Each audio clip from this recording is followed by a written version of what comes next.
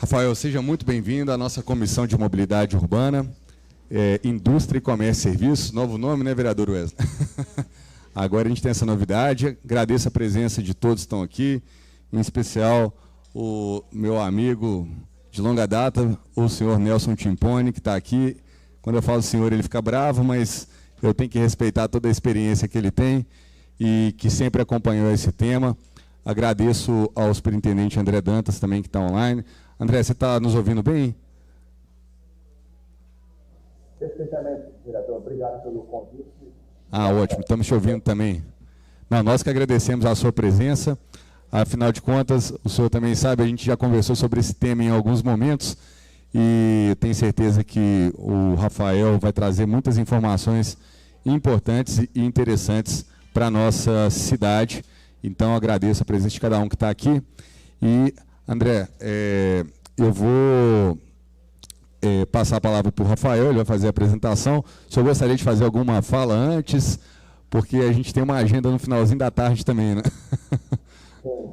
Não, eu só gostaria de agradecer, vereador, pela oportunidade. É sempre bom a gente aprender, estou aqui para aprender, para entender o que é proposto e, como nós já conversamos anteriormente, analisar o que for possível para o futuro da mobilidade de Belo Horizonte. Muito obrigado.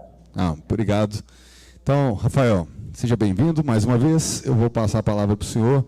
Vi que o senhor já preparou uma apresentação, né? Então, a palavra está contigo. Nós temos o maior prazer de estar recebendo o senhor aqui. A Doppelmayr, a empresa que o senhor representa, é uma grande líder de mercado na área de teleféricos, e a gente já vem estudando aqui dentro do grupo de trabalho de mobilidade, chama Mobilidade BH, né? E a gente já vem estudando formas modais e, enfim, soluções que podem trazer e agregar realmente resolutividade para os problemas que nós temos em Belo Horizonte.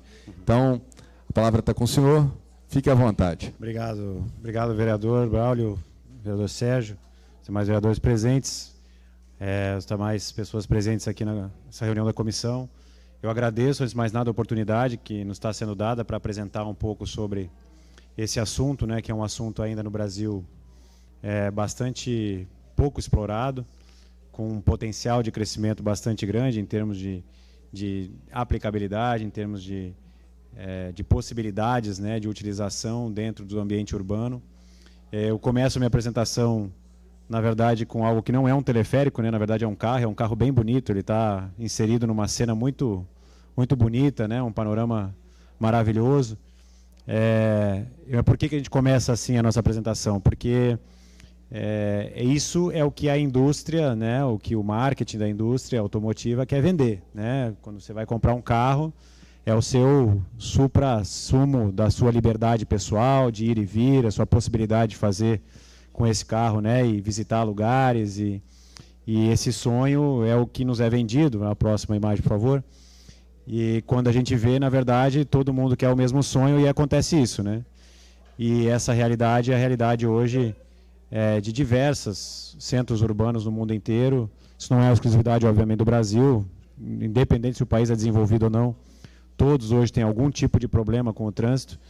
E aí as pessoas que não têm condições, né, de arcar com esse sonho, elas têm que, ou mesmo aquelas que têm, mas preferem, obviamente, o transporte público, acabam tendo que enfrentar esse tipo de situação também. Então, a gente vive hoje numa situação, num panorama mundial do transporte nas grandes cidades e nas médias cidades, que está muito aquém, na verdade, daquilo que as pessoas querem, né? E não só está aquém do que aquilo que as pessoas desejam, como também custa muito dinheiro, né?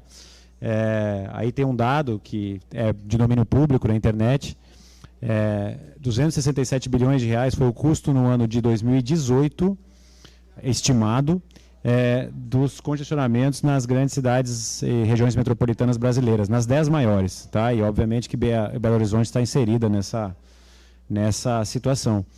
E a gente entende que esse custo, obviamente, não é só o combustível que se queima quando você está parado, mas também o fato de que você deixa de ser produtivo quando você está dirigindo um veículo dentro de um congestionamento. Você não pode fazer outra coisa. Tem gente que usa o celular, né, não devia, mas é o fato de que a gente se torna muito improdutivo quando a gente perde tempo no trânsito, né? E é a realidade hoje também de milhões de pessoas no Brasil. A gente vem aqui falar de uma mudança que é possível, né? Uma mudança que algumas cidades no mundo, na América Latina em especial, já realizaram, e a gente entende que é possível você, com a combinação inteligente de modais de transporte, melhorar sensivelmente, melhorar bastante a qualidade do transporte, a atratividade do transporte, e com isso melhorar, realmente aliviar a situação que nós estamos vivendo hoje. E a gente entende que o caminho não é por baixo. A gente entende, assim, claro que o caminho pode ser subterrâneo, né? Os metrôs estão aí para mostrar para a gente que são modais extremamente importantes, mas na superfície a gente já ocupou muita coisa. A gente continua ocupando, onde já está ocupado a gente está subindo, né, prédios, edifícios, então a superfície já está muito saturada. A gente quer abrir espaço para passar com ruas, com viadutos, com avenidas, com estradas, e o teleférico veio oferecer essa opção de, por que não passar por cima? Né? Por que não fazer um caminho aéreo, criar um caminho aéreo que possa transportar pessoas com segurança, com confiabilidade, né, com previsibilidade e com o máximo nível de conforto. É isso que a nossa tecnologia permite, tá? Nós vamos apresentar aqui alguns dados. Aqui são dados sobre a empresa, né? A empresa é uma multinacional, está no Brasil há 12 anos, e nós temos aí coisa de mais de 15 mil equipamentos, projetos executados no mundo inteiro. Uma empresa secular, tem 130 anos de existência, está baseada na Áustria, a líder de mercado hoje. Existe um mercado um pouco polarizado aqui do nosso segmento, são duas grandes empresas e algumas pequenas que dividem uma pequena fatia do mercado. Nós temos hoje a liderança, e como disse, já no Brasil presentes aí oficialmente há pelo menos 11 anos. Eu queria falar com vocês, para aqueles que não conhecem a tecnologia, não têm familiaridade, muitos não andaram num teleférico ainda até hoje, né? Ou se andaram em teleféricos turísticos, não conhecem a aplicação urbana. Aqueles que já estiveram em La Paz, que já estiveram em Bogotá, Medellín, Santiago, outras cidades da América Latina talvez já conheçam, né? Portugal também tem alguns exemplos. Por que vale a pena, né? Então, a pergunta é essa: por que vale a pena investir em teleférico? Por que teleférico é uma boa solução, né? Eu acho que a principal questão para as grandes cidades é esse ponto que está aí, né? Que é a baixa ocupação do solo, né? O teleférico, ele é um sistema muito leve, ele se apoia em torres de sustentação que podem ser colocadas aí de 50, 100, 200, 300, 400 metros de distância uma da outra, né? Dependendo da topografia, da altura da linha. É um sistema que vai permitir criar espaços urbanos sob a sua operação, e que vão poder funcionar de uma maneira muito tranquila. Inclusive, é uma pergunta que me é feita muito frequentemente, mas o que acontece quando o teleférico tem que passar sobre residências, por áreas privadas, né? Normalmente as cidades também têm resolvido isso, criando, né, instrumentos legais, né, leis municipais, estaduais. No caso da Bolívia, foi até uma lei federal, onde se define, né, os espaços de utilização do teleférico, se define as faixas de domínio, se define que debaixo dele as cotas construtivas serão limitadas, mas nem sempre limitadas, tá? O que se faz muito também quando eu tenho um plano diretor que define uma cota de construção, eu simplesmente vou com esse teleférico e passo por cima dessa cota, para não haver necessidade de indenizar, né? E não haver necessidade de desapropriar. Isso é a grande vantagem do teleférico, a não necessidade de desapropriações, ou quando se é feito, né, para as torres ou para uma estação, é extremamente limitado o espaço necessário para isso, tá? Acho que as imagens vão mostrar um pouco disso. Os panoramas, né, porque, claro, eu estou passando por cima, então eu estou voando, né? Eu viajo a uma certa altitude e eu faço isso com segurança, baixa velocidade que eu digo não é um avião, né? Estamos falando de um teleférico preso num cabo. A velocidade média máxima, nós estamos hoje trabalhando, operando, é de 7 metros por segundo, equivale aproximadamente aí 26 km por hora, mas é um teleférico que está constantemente operando nessa velocidade, então ele também se torna muito previsível em termos de operação, né? Eu sei quanto tempo eu vou levar na minha viagem, eu sempre levo esse tempo, né? E não tenho interrupção, eu não tenho congestionamento de cabines, eu não tenho nada disso que me atrapalhe. Ao mesmo tempo, faço isso de uma maneira segura, né? O teleférico é o meio de transporte mais seguro que existe hoje depois do elevador, tá? E, curiosamente, os dois compartilham a mesma tecnologia, que são os cabos, né? O elevador, a gente às vezes esquece, né? O elevador também é suspenso por cabos, e é uma tecnologia extremamente confiável, robusta, existe há séculos, e a gente, né, aproveita essa robustez dessa tecnologia para criar um sistema de alta capacidade. A acessibilidade para teleférico é uma coisa que não entra em discussão. A acessibilidade tem que ser total. Eu não consigo entender hoje um sistema de transporte urbano que possa ser feito sem garantir isso para as pessoas, né? E o teleférico permite isso, embarque a mesmo nível, cadeirantes, pessoas com dificuldade de locomoção, vão encontrar no teleférico um sistema extremamente confortável para poder viajar. As estações, obviamente, têm que ser adaptadas, né? Mas isso é uma coisa que é absolutamente tranquila. Hoje, como eu falei, realidade, né? A gente já não fala mais de outra coisa. Sistemas têm que ser acessíveis. E, ao mesmo tempo, no caso do teleférico, que é elétrico, 100% elétrico, então ele é extremamente sustentável, né? A pegada ecológica é bastante positiva. A gente transporta pessoas a aproximadamente 50 watts por passageiro quilômetro, né? 50 watts hora por passageiro quilômetro transportado, é um dos índices mais baixos de todo o segmento de oferta, né? De modais de transporte, porque justamente os veículos não têm motores, eles estão presos ao cabo, e o cabo, por sua vez, está conectado a um sistema motriz que fica na estação, né? Então, isso nos permite ser extremamente eficientes no consumo energético e, da mesma forma, extremamente eficientes nas emissões, tá? Vocês podem ver que, numa comparação real de uma linha de transporte teleférico em La Paz, a linha vermelha, o teleférico, na comparação, dentro de todo o seu ciclo de vida útil, né, de 30 anos, foi um cálculo realizado por um instituto bastante confiável, o teleférico saiu, entre todos eles, o mais eficiente, obviamente, porque usa energia para se mover, energia elétrica, né, e não energia fóssil, combustíveis. E, claro, tudo vai depender muito também da geração, né, se a geração é limpa ou não é, né? Eu posso ter uma termoelétrica que vai estar fornecendo energia para um teleférico. O teleférico, ele próprio, consome energia elétrica, mas a geração, obviamente, precisa ser limpa para a gente ter uma matriz totalmente limpa, né? Dentro disso que essa comparação existe.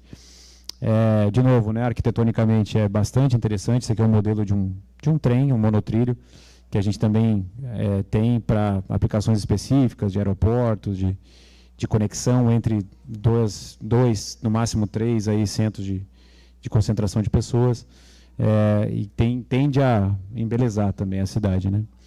Então, em resumo, eu acho que o importante aqui de se falar a respeito de teleféricos urbanos é que as cidades continuam crescendo. Aqui é o caso de BH, não é diferente, né? Belo Horizonte tem esse mesmo fenômeno, como todas as outras cidades no Brasil e muitas no mundo, né? Vem verificando. A gente precisa realmente criar redes de transporte nas cidades que sejam mais inteligentes, né? Que se adaptem a esse crescimento, né?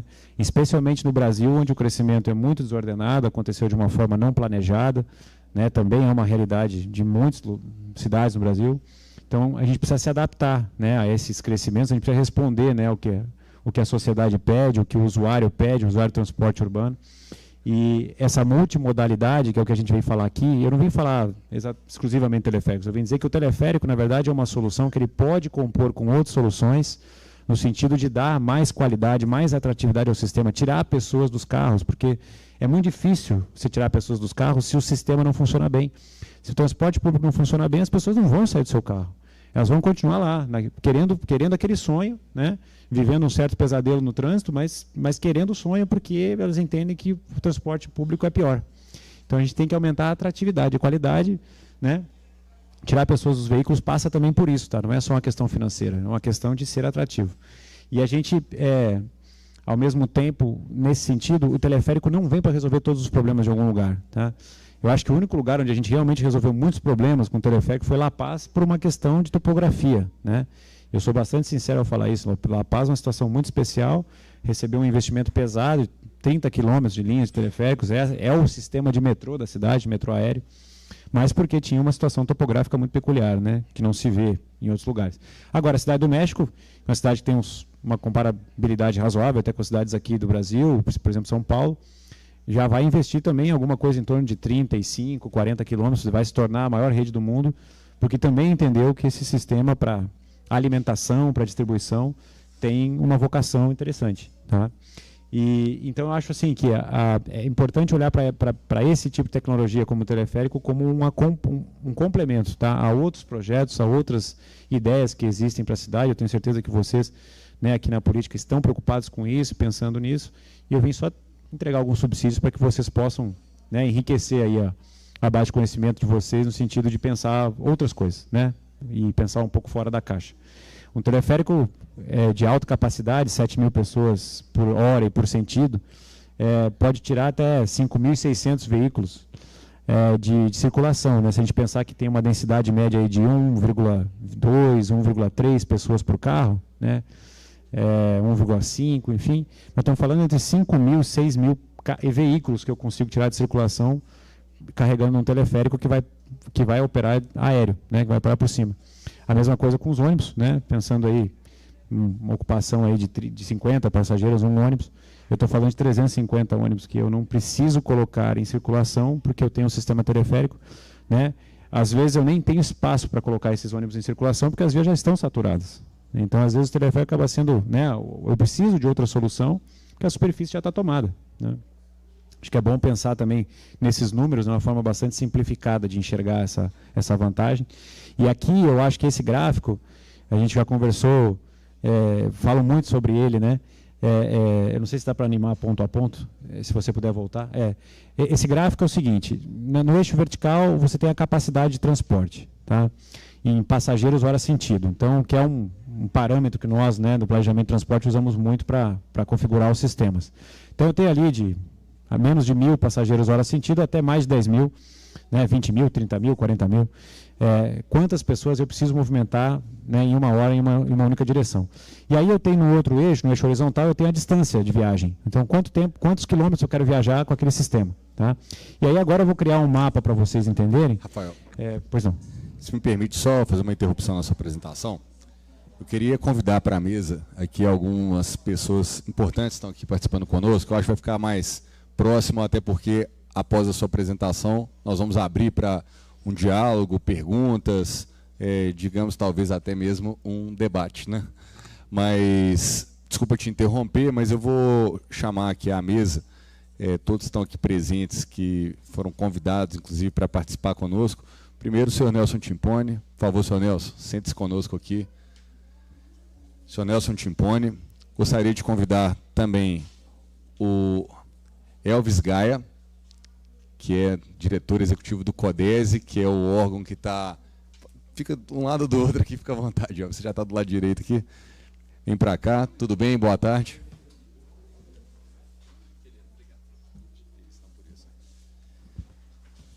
Gostaria de convidar também o senhor Paulo Gomide para compor a mesa conosco aqui. Está online o André Dantas, já havia apresentado, o Eduardo Freitas, que é da Doppelmayr também, né? Está lá conosco aqui conectado. Seja bem-vindo, Eduardo. O Max, gostaria de convidá-lo à mesa também. Max Aurélio Costa. Max foi um dos grandes incentivadores de eu ir atrás de vocês, viu, viu, Rafael? Max, por favor, participe conosco aqui. E o Frederico, por favor, sente-se conosco aqui. O Frederico é do Movimento dos Jovens pela Liberdade também, tende a contribuir conosco. Eu estou esquecendo de mais alguém? Não, né? Então, vamos seguir aqui adiante, então. Obrigado, viu, gente? Vamos lá, então, voltando a palavra para o Rafael Lemos, e eu diria que esse gráfico que o Rafael está apresentando aqui é o gráfico mais importante para a gente, inclusive, ao planejar, desmistificar informações que às vezes são colocadas de forma, não vou falar aleatória não, mas tentando resolver um problema com soluções que não vão atingir, ou tentando matar um elefante com espingarda de chumbinho, né? Ou às vezes você tendo um canhão para pegar e matar uma formiga. Ou seja, você vai criar situações, às vezes, de desproporcionalidade de soluções em transporte. Então, vamos lá, Rafael. Perfeitamente. Obrigado, vereador. Boa tarde a todos. Enfim, como eu vinha dizendo, né, não existe a solução total no transporte público, o transporte urbano. Não existe. O que nós temos hoje, nos lugares onde isso é bem sucedido, né, nas cidades onde isso ocorre de uma melhor forma, é que todas elas estão investindo em combinar os modais de uma forma mais inteligente possível, mais conectada, mais integrada, né, mais eficiente. Mas é a diversidade de modais que vai compor a solução. Então, as pessoas precisam de carros, né, para fazer cumprir certas tarefas, certas questões do seu dia a dia. As pessoas precisam de táxi, as pessoas precisam de transporte individual, né, enfim, como eu que cheguei hoje em BH e precisava de um transporte, então eu tomo um táxi, eu tomo um Uber, eu tomo um transporte individual porque me leva de maneira mais eficiente ao destino que eu tinha hoje, né. As pessoas precisam de metrô, precisam de ônibus, dependendo da cidade, de onde eu estou, do porte da cidade, eu vou precisar usar esses modais, eu tenho VLT. Então, aqui nesse gráfico, a gente começa a entender o seguinte, olha, aqui que os modais se destinam, né, onde eles são melhores naquilo que eles têm para fazer. Qual é a vocação maior de um metrô, qual é a vocação maior de um ônibus. E a gente precisa entender que essas limitações são físicas, né, as limitações são técnicas, físicas, são justamente da ocupação do espaço e da capacidade de mover pessoas, né, um número X de pessoas por hora, dentro de uma determinada distância. Então, começando agora com o metrô ele está colocado nesse gráfico na parte mais à direita, né, ou seja, maiores distâncias e maiores capacidades. Tá? Então, assim, eu estou falando de metrô, normalmente os projetos de metrô no Brasil vão se justificar a partir de 20 mil passageiros hora sentido, 30 mil passageiros hora sentido. Tem metrôs funcionando em São Paulo. Seria mais acima aqui no gráfico, né? Exatamente. Esse gráfico, na verdade, ele deveria ter uma seta apontando para cima, porque o gráfico ali tem só até 10 mil, né? Mas, na verdade, é isso. O metrô ele vai se justificar com grandes capacidades, grandes volumes de pessoas e passageiros transportados. Por quê? Porque o metrô custa caro, né? Fazer túnel custa caro. Fazer túnel em cidades que não estavam esperando, planejadas, né? Não tinham planejado um trajeto de metrô, custa caro, mais caro ainda, porque eu não vou poder passar com esse metrô próximo à superfície, né? Mais próximo à superfície, porque eu tenho encanamentos, eu tenho água, eu tenho esgoto, eu tenho uma série de coisas passando. Aí, lençol freático, eu tenho problemas relacionados à topografia com o metrô, né? Cidade de Belo Horizonte, todos sabem, é uma cidade de topografia bastante acidentada, bastante de altos e baixos, subidas e descidas. Então, o metrô se torna muito complicado de realizar e de executar. É impossível? Não. Mas eu realmente preciso de altas capacidades de passageiros, altos volumes de passageiros por hora, para justificar um investimento como esse. Tá? Que a gente está falando hoje, que é da ordem de... Se me permite uma parte. A gente está falando, por exemplo, no caso de Belo Horizonte, que é uma cidade muito espraiada, né? Ou seja, as pessoas não estão concentradas em 2 pontos e precisam de passar por um corredor.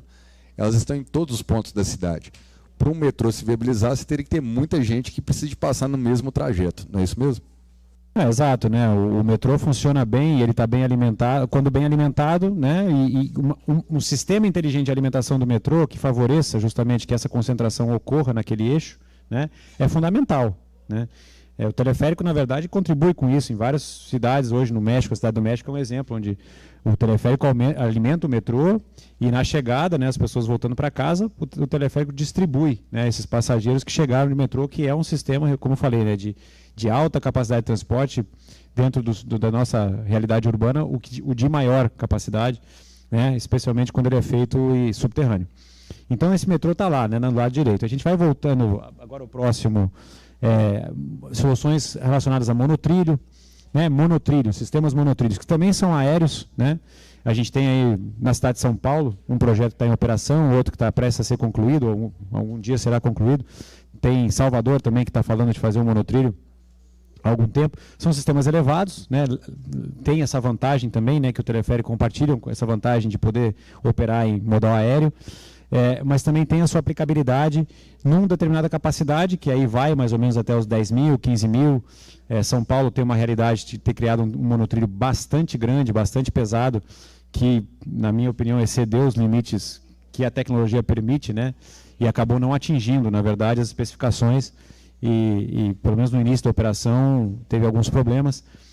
Então, de novo, uma aplicação para maiores distâncias, né, porque é um sistema também de implementação não é barato, é um sistema mais ou menos também relativamente caro, né, e posicionado aí mais ou menos onde o metrô na curta distância já não atende, né? O metrô atende, mas ele tem que ser feito por uma distância maior. Se eu posso pegar um metrô e andar 2 km com ele, claro que eu posso. Posso andar 2, 3 estações, isso é normal, a gente faz, né? Mas o investimento do metrô para ele se justificar, ele precisa ser numa linha mais longa. Tá? Então o monotrilho tem um pouco essa realidade. A próxima imagem que vocês vão ver aqui é o VLT. Tá? O VLT, por favor, não entenda essas capacidades como limite. Tá? Isso na verdade é uma média. Né? Então tem VLTs que transportam mais de 6 mil passageiros hora sentido, tem, claro, de 8 mil, 9 mil, 12 mil. Né? Tem VLTs que transportam 4 mil. A questão do VLT, que eu acho que é importante mencionar, é que ele ocupa a superfície. VLT é, por definição, um veículo de superfície. Tá? É um veículo leve sobre trilhos, então eu coloco esses trilhos sobre a superfície, eu posso fazer uma via dedicada, posso fazer uma via compartilhada. Né? No caso do Rio de Janeiro, acho que é um bom exemplo aqui, né, de um VLT, um sistema de VLT que está hoje operando dentro do Brasil, que opera, né, com um certo nível de sucesso, e foi uma intervenção bastante grande, né, que foi feita no centro do Rio de Janeiro, para que ele pudesse operar. E é um sistema que também tem, né, o seu valor em distâncias, aí de novo, relativamente menores. Tá? Por quê? Porque o VLT para em cruzamentos, o VLT também tem uma velocidade média relativamente baixa. Né? As estações do VLT não são estações que podem ser muito distantes uma da outra, justamente para poder permitir um carregamento adequado. Então, o VLT é um sistema altamente comprovado, né, mas também que funciona melhor a curtas distâncias, né? E aí eu tenho também agora, além do VLT, eu tenho os ônibus, os corredores de ônibus, né? O Move aqui em Belo Horizonte é uma realidade. Todas as grandes cidades do Brasil têm algum tipo de sistema de BRT, né? E ele também vai ser tão interessante quanto a minha capacidade de executar esse sistema. Tá? Então, eu dou sempre o exemplo de Bogotá, né? O Transmilênio, que é o BRT hoje de maior capacidade no mundo. Ele está transportando entre 20 mil, 25 mil, me disseram até que chega a 30 mil passageiros hora sentido, uma capacidade de metrô. Né? Mas por quê? Porque eles exploraram essa tecnologia no limite do limite, né? Criaram espaço para poder fazer essas vias, via segregada, via expressa, viadutos. O Transmilênio praticamente não tem cruzamento de via, né? Ele trafega em vias exclusivas com viadutos, sem ter que parar em cruzamentos, vias de aceleração, vias de ultrapassagem, né, que também, enfim, existem, né, em vários BRTs no Brasil, mas foi um sistema que foi desenhado para realmente ser um sistema de alta capacidade, alta densidade, e a gente, quando vai enxergar aqui hoje a realidade das nossas cidades, em muito poucos eixos de transporte você consegue realizar esse tipo de otimização realmente, fazer um sistema de alta capacidade com BRT. Né? O geral do BRT ele gira em torno de 6 mil, de 8 mil passageiros hora sentido, os que foram implementados aqui no Brasil, em 4 mil e 10 mil, porque...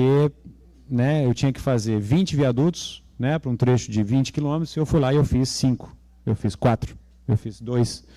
E aí eu perco, né, na velocidade média, eu perco capacidade de transporte, e mais uma vez eu estou usando a superfície. Né, estou usando a superfície para isso. Adiante, a gente tem os ônibus, né, cumpre um papel fundamental em toda e qualquer cidade, pequena, média, grande, porque é o ônibus que pode levar as pessoas de um eixo principal de transporte ao mais próximo possível das suas casas. O ônibus é o melhor meio para fazer a última milha, vamos deixar claro isso também. Tá? Quando eu falo última milha, não estou falando só de 2 km, estou falando de 3, de 4, de 5, de 6, de 8. O ônibus vai fazer isso, ele vai cumprir esse papel. Né? E é fundamental que as redes estejam, né, desenhadas de forma que o ônibus possa alimentar com eficiência os corredores maiores. Tá? Mas esse papel da distribuição, esse é o conforto, essa é a atratividade que as pessoas precisam para usar o sistema. Tá? E aí agora, outros sistemas, né, de carregamento de transporte de passageiros aí mais curtos, tá? Você pode ver que eu estou mais para o lado esquerdo agora do gráfico, 3, 4, 5 quilômetros, que aí são soluções muito específicas. Tá? Eu ligo um shopping a um terminal de aeroportuário, rodoviário, eu ligo um terminal aeroportuário, 2 terminais dentro de um mesmo aeroporto, são outras coisas, soluções.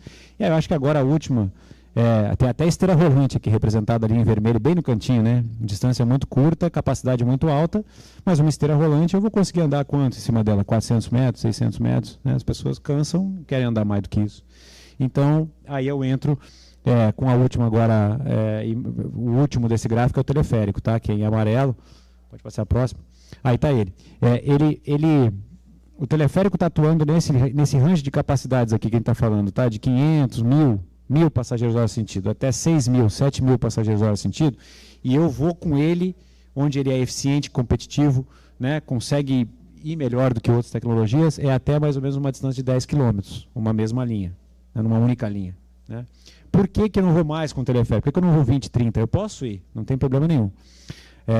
Só que eu começo a perder competitividade porque o teleférico roda a uma velocidade de 7 metros por segundo, como eu falei. E 7 metros por segundo são mais ou menos 26, 27 km por hora.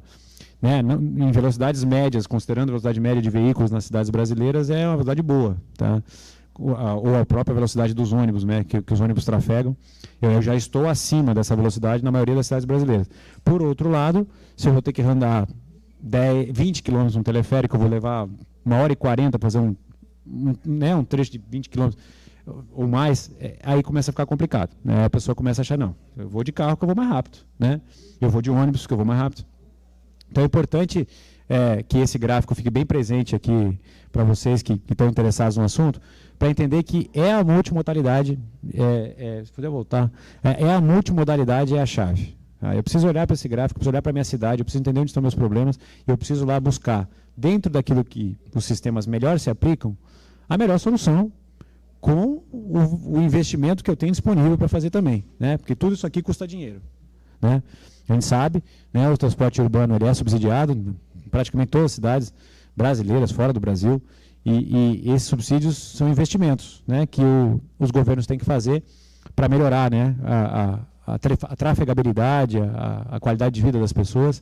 Então tem que olhar para esse gráfico também sob a ótica do investimento. Né? Tem lugares que eu não vou poder fazer metrô porque eu não tenho dinheiro para fazer metrô. O metrô custa muito caro. Né? Então, o que eu posso oferecer se eu não posso oferecer metrô? Que outras alternativas eu tenho? Né? Tem que buscar essas alternativas. Estaria o BRT, que pode cobrir um bom espaço, tal teleférico, tal monotrilho. O que mais eu posso fazer que consegue se adequar, né? Dentro da minha realidade? Então, olhar para esse gráfico à luz da realidade da cidade. Sabe? Isso que é o convite que a gente faz. Lembrando que, mais uma vez, o teleférico não está aqui para resolver todos os problemas, não. Não consegue. Tá? Não tem capacidade disso. Aqui, falando de aplicações, né, e falando das vocações no teleférico, você vê que eu posso criar no canto superior direito ali, novas redes de transporte com teleférico. Sim, eu posso. Se as cidades tiverem o tamanho de capacidade de transporte, né, que a demanda for compatível com o teleférico, eu posso fazer grandes redes de transporte somente com teleférico, isso é o caso de La Paz hoje. Mas, né, no geral, nós temos uma vocação de alimentar, de distribuir, de levar a última milha. Né? Mas a última milha tem um ônibus. Mas beleza, e se eu tiver morro? Se eu tiver uma dificuldade muito grande, se eu tiver que ultrapassar montanha, rio, obstáculo geográfico, às vezes a última milha vai ser mais interessante que o teleférico. Eu vou fazer ela muito mais rápido. Né? E não vou precisar ocupar faixa de solo. Tá? Então, essa vocação da alimentação, da distribuição, da conexão entre 3, 4 centros de concentração de pessoas, é aí que a gente consegue ser bem competitivo. E dentre os sistemas que existem, tá? E vocês vão ver aqui da esquerda para a direita, o teleférico desengatável, que é 90% dos projetos urbanos hoje. O teleférico vai e vem, que é um exemplo clássico aqui no Brasil, é o Pão de Açúcar, né? Mais aplicável para o turismo hoje do que para transporte urbano, mas tem exemplos de transporte urbano. Aí tem o 3 cabos, né? O de cabo triplo, que é o do meio, que é uma combinação dos dois, né? Leva vantagem dos dois sistemas, mas é um sistema muito mais pesado em termos de capacidade de transporte, mas também mais caro de investimento.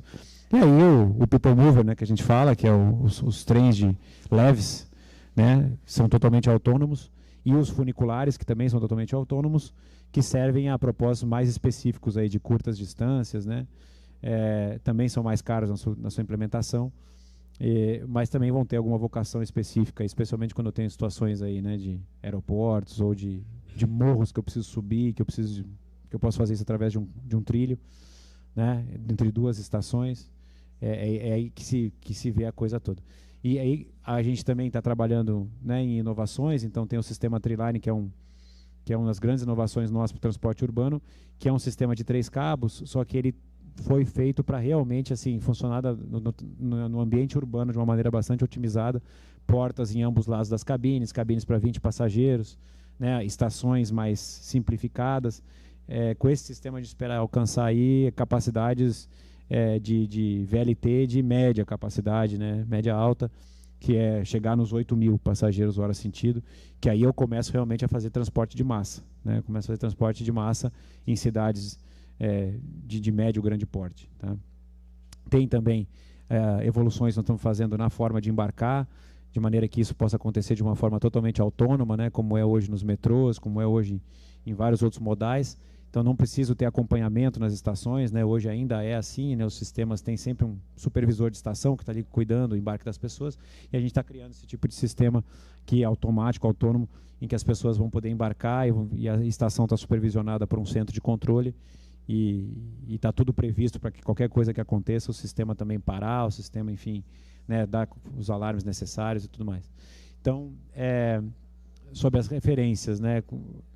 Teleférico é uma coisa que, se você nunca andou, você não vai entender o que é. Eu posso apresentar para vocês aqui a melhor apresentação sobre teleféricos que existe, e vocês vão continuar sem saber o que é, na verdade, na realidade, um sistema como esse. Então, eu realmente estendo aqui um convite, vereador, a todas as pessoas que puderem, que ainda não andaram no sistema teleférico, especialmente esse aí dessa foto, Juazeiro do Norte, sistema turístico, tá? Mobilidade turística, estátua do Padre Cícero, recém-inaugurado ano passado. É um sistema que tem outra vocação, não é o assunto dessa comissão, mas é um sistema que tecnologicamente é idêntico, né, aos outros sistemas de transporte urbano que podem ser conhecidos. Esse aqui está aqui no Brasil, pode ser conhecido aqui, né? Mas tem os outros, né? Na Alemanha, esse sistema de 3 cabos, né, bastante pesado, que foi feito justamente porque entre esses 2 pontos, na próxima imagem a gente consegue entender melhor, tinha um rio, né, o rio mais importante da Alemanha, Rio Reno, e a melhor forma de você passar de um lado ao outro, você pode ver o caminho do ônibus e pode ver o caminho do teleférico, né? Não tem nem discussão que o teleférico vai ser mais rápido, mais eficiente, né? Em vermelho o caminho do ônibus, e o teleférico fez uma linha reta ali, onde eram 30 minutos de viagem de ônibus, 25, virou 5 minutos, né, com o teleférico. Aí está claro, comprovado que a vantagem do sistema é evidente, né? Próxima imagem. Bogotá é um sistema também muito conhecido, né? Então você tem o Transmilênio, que chega ao lado da estação do teleférico, e o teleférico saindo para fazer a distribuição, né, dessas pessoas que chegam, ou a alimentação do Transmilênio, né, ou a distribuição, para fazer a milha final, tá? Então, em azul, você vê o trajeto do teleférico, né? Ele sobe, é um aclive, né? A montanha está atrás da foto, no caso, né? E aqui, de novo, mais uma vez, mostra uma vocação interessante nossa, tá? Também um sistema que pode ser visitado aí por quem quiser. Em La Paz, é o maior sistema hoje de teleféricos do mundo.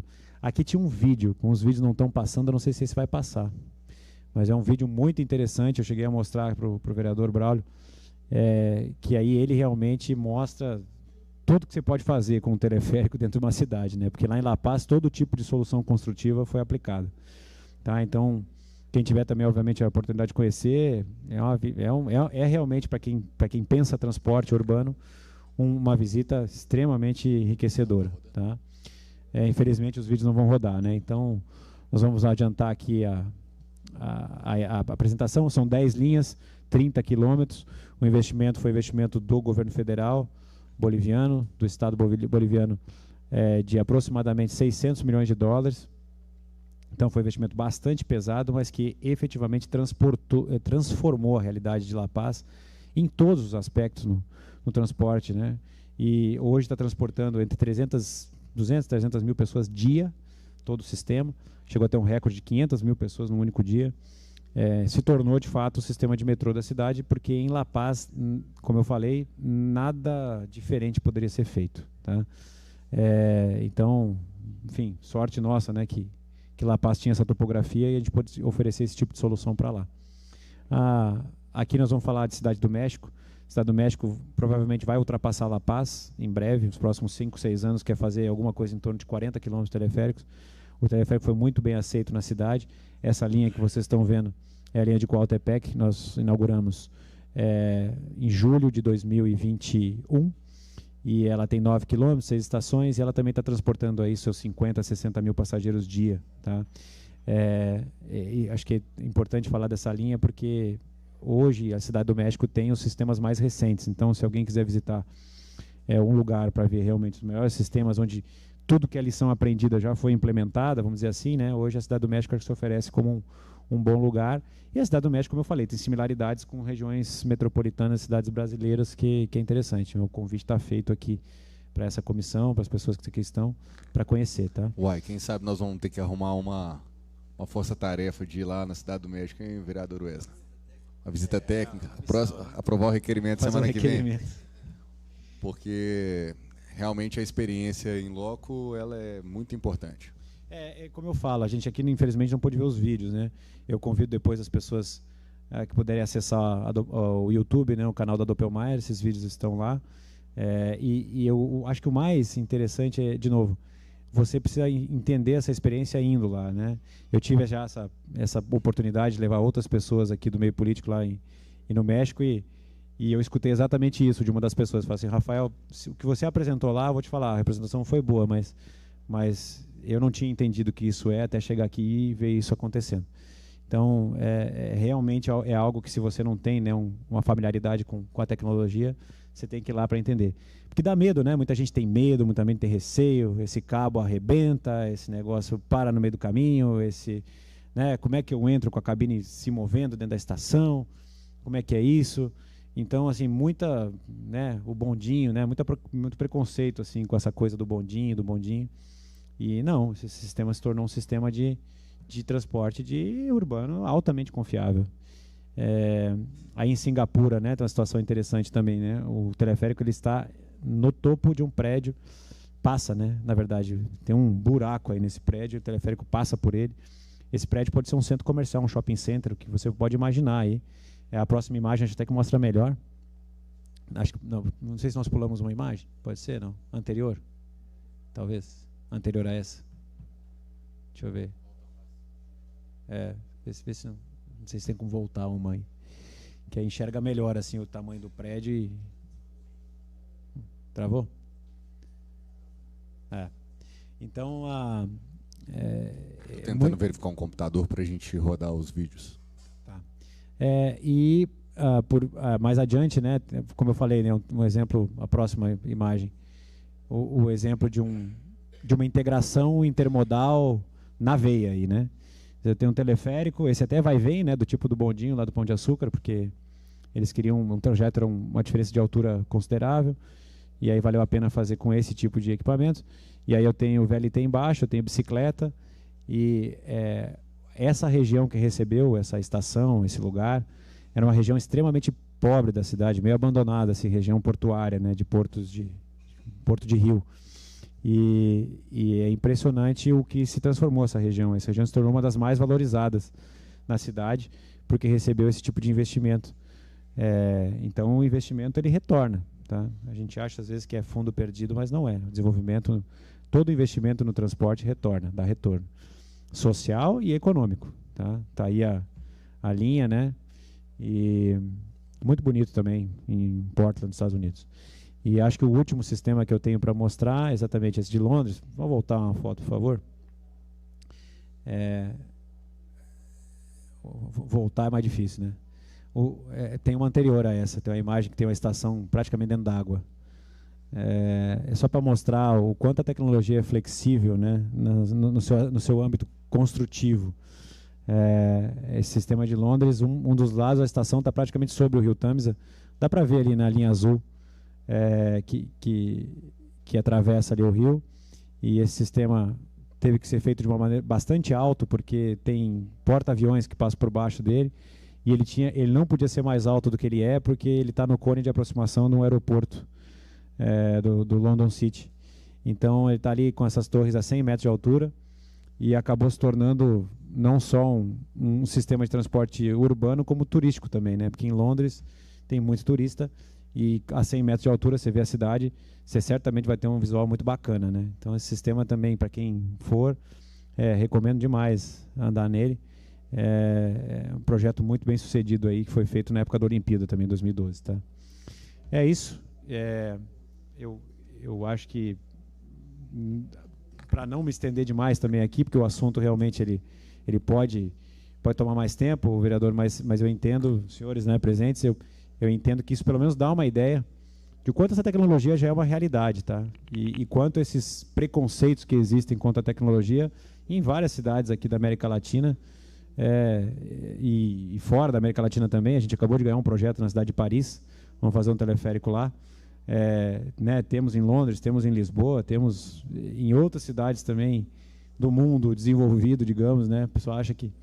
E o teleférico, ele tem a sua aplicação, eu tenho certeza absoluta que aqui em BH, alguns trajetos interessantes poderiam ser feitos de teleférico e trazer grande benefício, tá, para o usuário do transporte urbano. Então, eu fico à disposição aqui para perguntas, para o debate, aqueles que quiserem conversar comigo também. Tá, eu fico à disposição de vocês e agradeço mais uma vez aqui a oportunidade. Obrigado, Rafael, pela sua apresentação. Eu consegui o computador agora, você está vendo. Eu vou resolver esse problema do vídeo aqui, mas eu vou abrir a palavra para todos. E fiquem todos muito à vontade. Aqui não é um formato engessado, né? A gente tem como debater, discutir e principalmente fazer pergunta para o Rafael em torno de vários pontos do sistema. Então, primeiro eu vou abrir a palavra aqui para os vereadores. Vereador Sérgio Fernando, com a palavra. Primeiramente, parabenizar e agradecer Rafael, né, pela apresentação. Já quero até me antecipar, que eu vou ter que me retirar por causa de um compromisso agora, mas eu fiquei curioso com uma questão. Qual que é o preço médio para o passageiro, para o usuário desse sistema? Tem uma média? Os usuários pagam, os usuários pagam o valor da tarifa do transporte público local. Tá? Na América Latina, isso tem girado aí em torno de 50 centavos de dólar a $1. É o geral, assim, né, 1,20, acho que os mais caros 1,50. Obviamente que pro lado da Europa a coisa é mais cara, mas aqui na nossa realidade aqui latino-americana, a tarifa gira em torno disso, né? E existem formas distintas, né, de subsídio para esse tipo de operação. La Paz, Cidade do México decidiram fazer o investimento e a operação tem que se pagar. Então a operação se paga com esse tipo de tarifa, né? Com esse nível de tarifa, mas o investimento todo foi feito pelo governo. Outras formas são concessões, PPPs, onde o governo garante a demanda, né? Essa é uma outra forma de fazer. É muito difícil, né? Porque o teleférico você tem que construir a infraestrutura dele para poder operar. É diferente do ônibus, onde eu coloco o ônibus sobre uma infraestrutura existente que não é o ônibus que está pagando. No geral, não é o ônibus. Alguns projetos de BRT se excetuam, mas no geral quem paga é o contribuinte de IPTU, né? de PVA, enfim, é o Estado, é o município que fazem a manutenção da infraestrutura onde ele roda. Então, os valores de investimento, só para passar uma pergunta que é muito comum também, giram em torno aí desde 15 milhões de dólares o quilômetro até 22, 25 sistemas maiores, milhões de dólares o quilômetro. Falar de quilômetro com teleférico é um pouco complicado, porque quanto maior a distância, mais barato ele fica, né? Para um único sistema, essa é a realidade. Então, mas no geral os números são mais ou menos esses, né, com estações aí de cada 800 metros, 1 quilômetro. Mas a tarifa é isso, a tarifa ela vai ser sempre a tarifa praticada no local onde ele está instalado. Então, se aqui em BH 4,50, então seria 4,50. Você vai...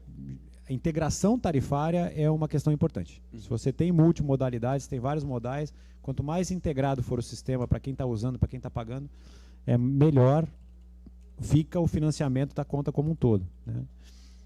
Mas é isso que eu posso te falar a respeito. Perfeito. Obrigado. Vamos lá, vereador Wesley. Muito bom. Primeiro, agradecer a presença aí, parabenizar pela apresentação. Eu fiquei pensando aqui, há 30 anos atrás, quando a gente assistia um filme de ficção científica, sempre você via lá um cara com um telefone, conversando com alguém e vendo essa pessoa lá do outro lado. A gente ficava assim, que povo viaja, né? Povo doido, quando que você vai estar aqui, vai ver uma pessoa lá no Japão, você vai estar vendo ela simultaneamente, e isso já tá aí, né? Se a gente ligar agora, assim, hoje os filmes que a gente vê de ficção sempre é dessa forma, carro passando por cima de prédios e tal, né? Então é algo bem assim, futurístico, mas que já é uma realidade em muitos países. E como eu converso com o Braulio, confesso que assusta assim, a princípio quando você vê isso, porque é algo evidentemente que, como você disse durante a a sua explanação, e só quando a gente andar, tal, que a gente vai ter essa sensação correta. Mas uma das coisas que você disse, porque aqui em BH há uma grande discussão sobre o metrô, né? E agora nós estamos diante aí de uma situação em que o governo federal e o governo estadual eles fizeram um grande investimento para resolver a situação da empresa que administra, que é a CBTU.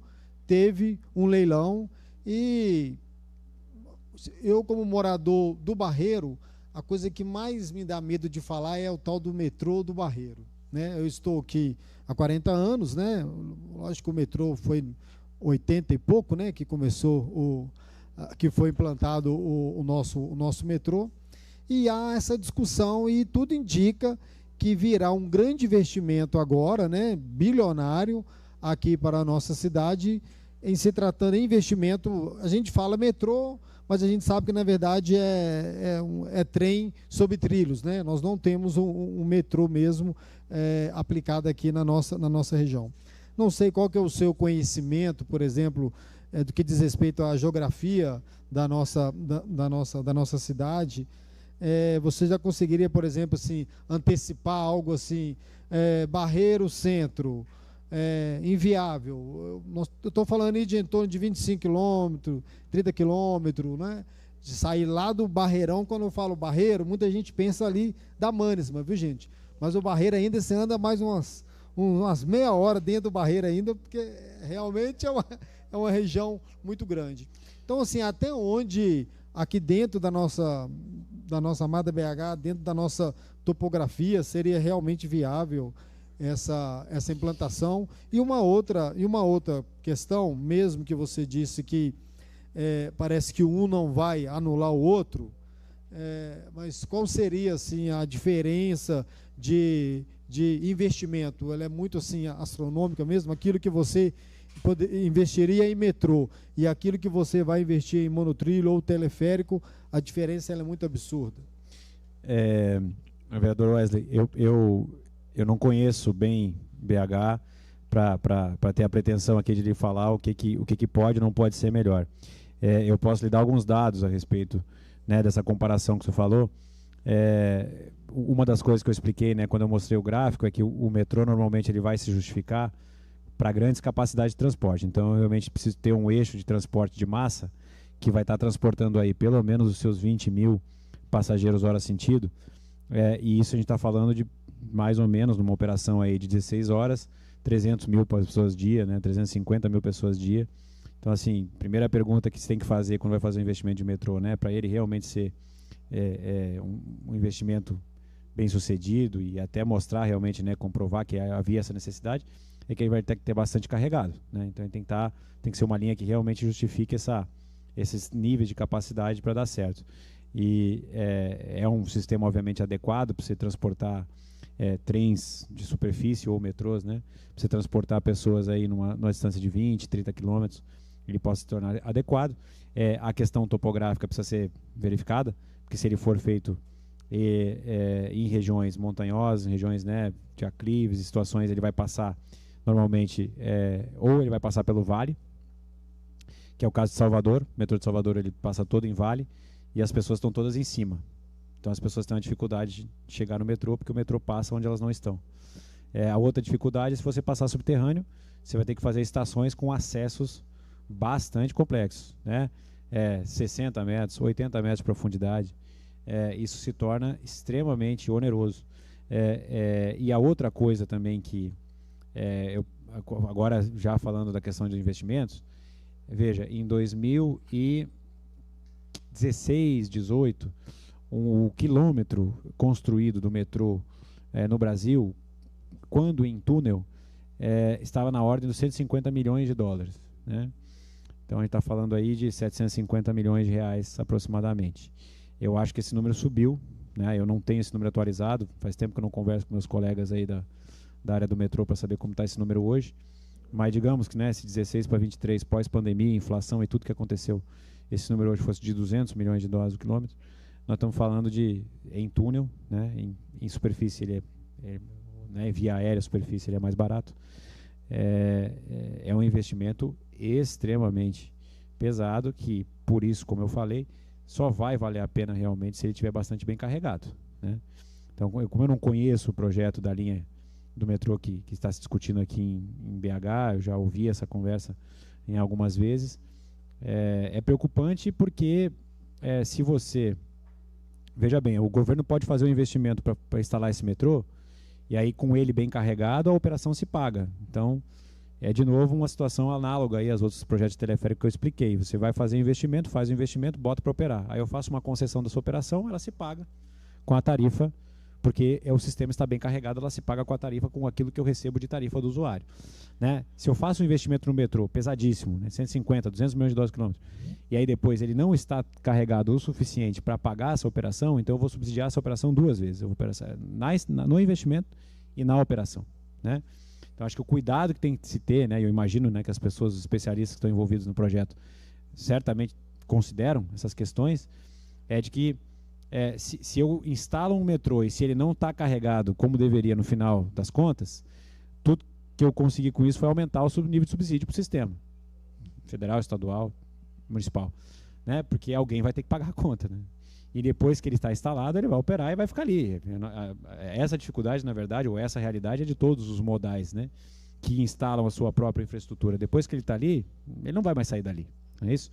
O teleférico você pode arrancar, se quiser, depois de 40, 50 anos, você tira ele de lá, bota outro, ou não coloca, né? Coloca o metrô por baixo, mas ele estará ali instalado. Então, assim, eu acho que a conta precisa ser feita considerando todas essas variáveis, né? E enfim, eu sei que a variável construtiva aqui em Belo Horizonte, por conta da topografia, ela é bem desafiadora, né?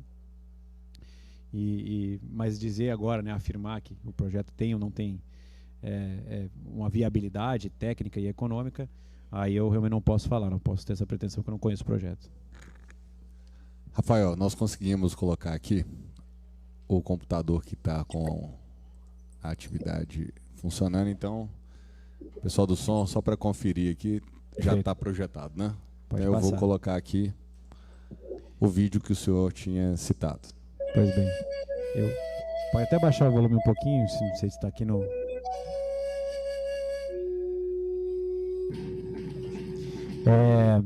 Aqui eu acho que, só para entenderem, né, a realidade de La Paz, e como eu falei, né, tem uma topografia extremamente peculiar, e essas 10 linhas que foram criadas lá, né, você todo um sistema de linhas de uma média aí de 4, 5 quilômetros de extensão, 3 quilômetros de extensão, né, e no total dessas 10 linhas, então, na média são 3 quilômetros, deu 30 quilômetros.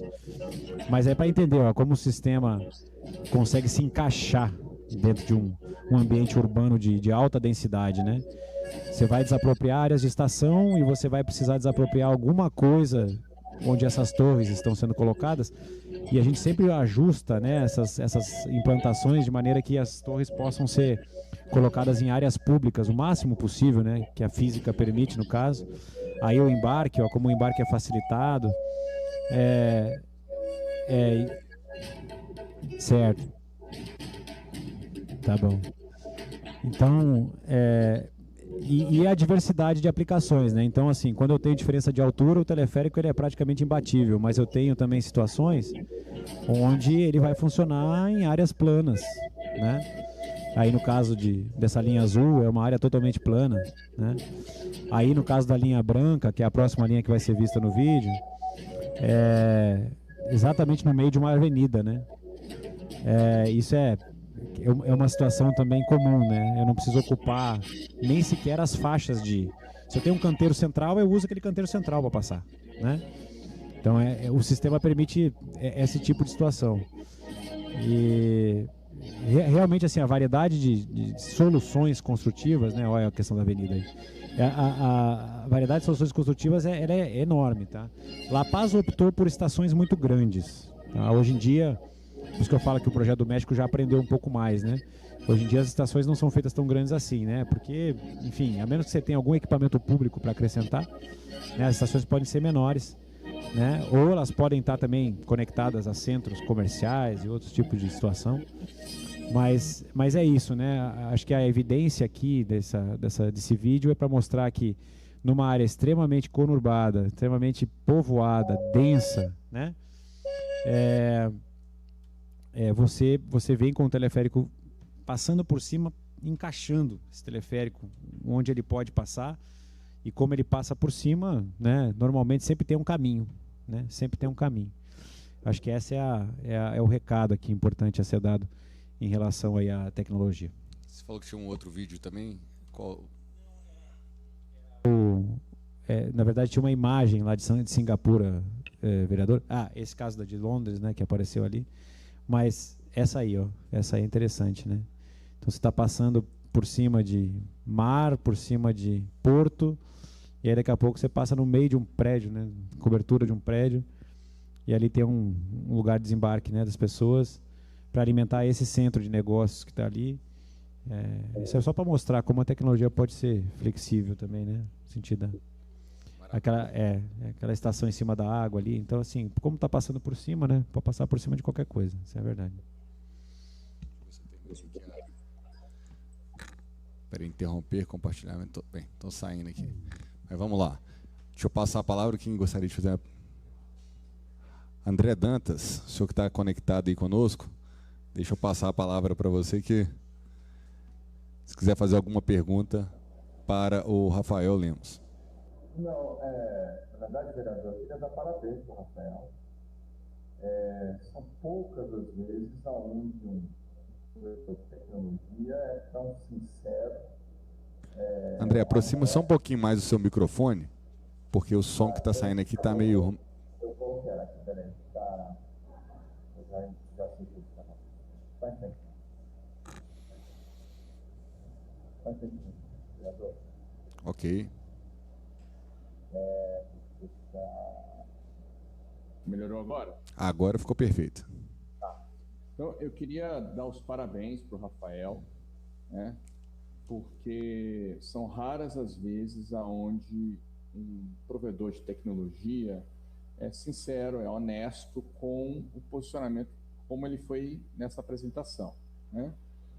No sentido que ele falou, é um sistema que não veio para resolver todos os problemas do universo, é um sistema que tem que se adaptar às condições locais, é um sistema que tem um custo elevado, mas que se justifica pelo resultado que traz.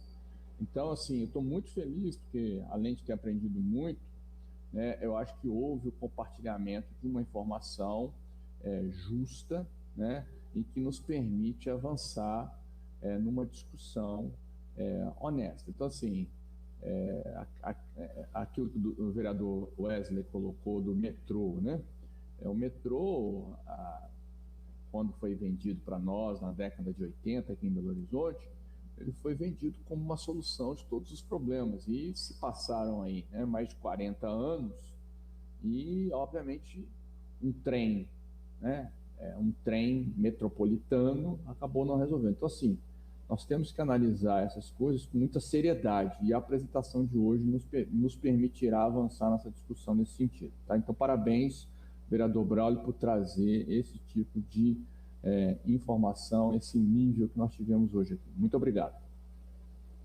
Obrigado, superintendente André Dantas. Eu vou passar a palavra aqui para primeiro o Elvis. Vamos lá, Elvis. Bom, boa tarde. Vou ser bastante breve. Primeiro, agradecer o convite, Braulio, parabenizar mais uma vez por promover essas discussões que são super importantes para a cidade. Em seu nome, cumprimento aí a todos os presentes, cumprimentar o André lá na Sumop também. Prazer revê-lo, André, e parabenizar o Rafael pela apresentação também, muito interessante. Esse em Belo Horizonte, nós temos aí discutido dentro lá do CODESE, né, Braulio, essas possibilidades de inovação diante de todas as novidades que a gente tem visto aí no mundo, e Belo Horizonte não pode ficar para trás, e o Braulio tem feito um trabalho muito importante buscar aí essas possibilidades e apresentar como legítimo representante aqui do poder público. Fiquei com algumas curiosidades, viu, André? Vou fazer 3 em 1 aqui rapidamente para você esclarecer a questão dos valores. Eu acho que já foi antecipado, isso é uma curiosidade natural.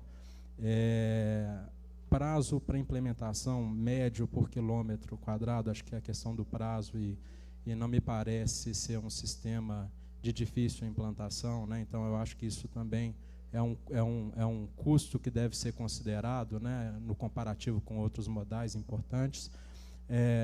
Os principais desafios, na sua opinião, para a implantação, em relação à infraestrutura, né, e eu não sei se em relação a Belo Horizonte, como o vereador perguntou, imagino que vocês ainda não tenham feito um estudo técnico sobre Belo Horizonte, mas pelo seu conhecimento raso da cidade, se você já vê em algumas desses outros modais implantados, algum que se assemelha ao que seria ideal para a implantação aqui em Belo Horizonte. Então, seria basicamente essas 3 perguntas. Perfeito, obrigado. Eu imagino, uma informação importantíssima, né? O prazo de implementação eu deixei passar, né? Muito obrigado, eu tenho que acrescentar na apresentação aqui. Normalmente, a gente implementa um teleférico desde a assinatura do contrato, o primeiro rito, né? Rito de contratação, assinatura do contrato, até a sua entrega para a operação, é um prazo médio de 18 a 24 meses. Tá? Por linha ou até por série de linhas, né? Se trabalhar em paralelo. Então, é um sistema extremamente rápido de ser implementado. A Cidade do México foi implementada em 22 meses, aquela linha de 9 quilômetros. Aqui no Brasil, nós tivemos a implantação da Providência, lá no Rio de Janeiro, que levou alguma coisa em torno de 2 anos para ser implementado, mas teve muito atraso na liberação dos terrenos, teve atraso de obra. Então, o trabalho de teleférico, mesmo especificamente falando, acho que foi alguma coisa em torno de 15 meses. A gente tem um novo contrato na Cidade do México, que a gente vai ter que entregar para operar até junho do ano que vem. Vai dar um prazo líquido aí de obra de 15 meses. Então, esse vai ser desafio grande. Mas, no geral, a gente fala, né, 18 a 24 meses. E por que 18, por que 24, ou por que talvez 30? O principal desafio acaba sendo o que é extra-teleférico, não é o sistema em si, mas são as obras, o andamento das obras, né? E Juazeiro do Norte, claro, estava esquecendo, nós assinamos o contrato em 19, a obra começou em fevereiro de 19, a obra começou no final de 19, e com pandemia, com tudo que aconteceu no Brasil nesse período, o teleférico foi entregue em 24 meses após, né? Foi entregue para operação em março de 22. A obra mesmo lá começou em julho de 21, em julho de 20, e o teleférico está operando em março de 22. Então, assim, é um sistema de muito rápida implementação, tá? E a gente não pode deixar de considerar isso também, né? Quer dizer, é importante, porque às vezes em uma legislatura você consegue fazer um projeto de teleférico e fazer ele rodar e entregar, né? Então isso é uma preocupação, isso se entende, né? E é bom, enfim, né? Uma felicidade nossa aí o fato de ser uma coisa muito fácil de fazer, porque onde pega as dificuldades na obra e na desapropriação das áreas em que ele toca o solo, notadamente as estações, né? Mas também em algum lugar desapropriação que possa ser necessário aí para as torres, né? O espaço que uma torre ocupa no solo é um quadrado de aproximadamente 2,5 por 2,5 metros, né? Muito pequeno.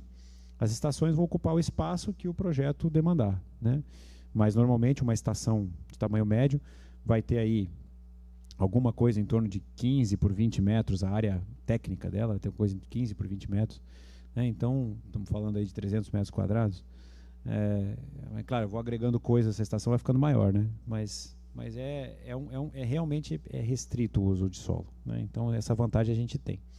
Acho que os desafios que tem para a implementação dessa tecnologia aqui no Brasil. Primeiro, os preconceitos, né? De que achar que bondinho só serve para montanha, morro, neve e turismo. Então, esse é um primeiro problema. Um segundo problema também, e aqui também eu agradeço aqui até a menção que o senhor André fez, né? Porque não adianta a gente chegar aqui e falar só bonito das coisas, né? Tem coisa que às vezes dá errado. E eu acho, na minha humilde opinião aqui como cidadão brasileiro e conhecedor da tecnologia até um certo ponto, que os projetos do Rio de Janeiro tiveram problemas, tá? Então hoje o mundo político olha assim, mas os teleféricos do Rio de Janeiro estão parados, né? Eu acho que é importante mencionar que aconteceram duas coisas muito importantes lá no Rio de Janeiro que fizeram com que a tecnologia aliás, mais de duas, mas as principais, né? Primeiro, uma questão de planejamento. Segundo, uma questão de não de se pensar no imediatismo de entregar uma obra e não no longo prazo de uma operação de 30, de 40, de 50 anos. Então, assim, esse é um equívoco que os projetos novos já não repetem mais, né? Porque, na verdade, eu não posso entregar uma obra, eu tenho que entregar algo que vai operar por muito tempo, né? Então, o foco tem que estar na operação e não na obra entregue, né? E, enfim, em alguns momentos a política inverteu, né, esse juízo de valor, né?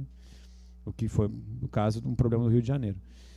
O Rio passou por uma crise fiscal muito grande, então, em algum momento, como a operação era totalmente subsidiada, de novo, porque não foi pensada da maneira talvez mais correta desde o início, a operação foi totalmente subsidiada e em algum momento faltou dinheiro, né? O Estado teve grandes dificuldades, né, de fiscais e faltou dinheiro para sustentar aquela operação, né? Hoje, ambos os teleféricos no Rio de Janeiro estão sendo recuperados, né, tanto da Providência, que fomos nós que fizemos, quanto o do Alemão, que foi feito pelo nosso concorrente, e eles vão entrar numa outra lógica de concessão de transporte, né, uma outra modelagem de parceria público-privada que permita que esses equipamentos operem no longo prazo, né?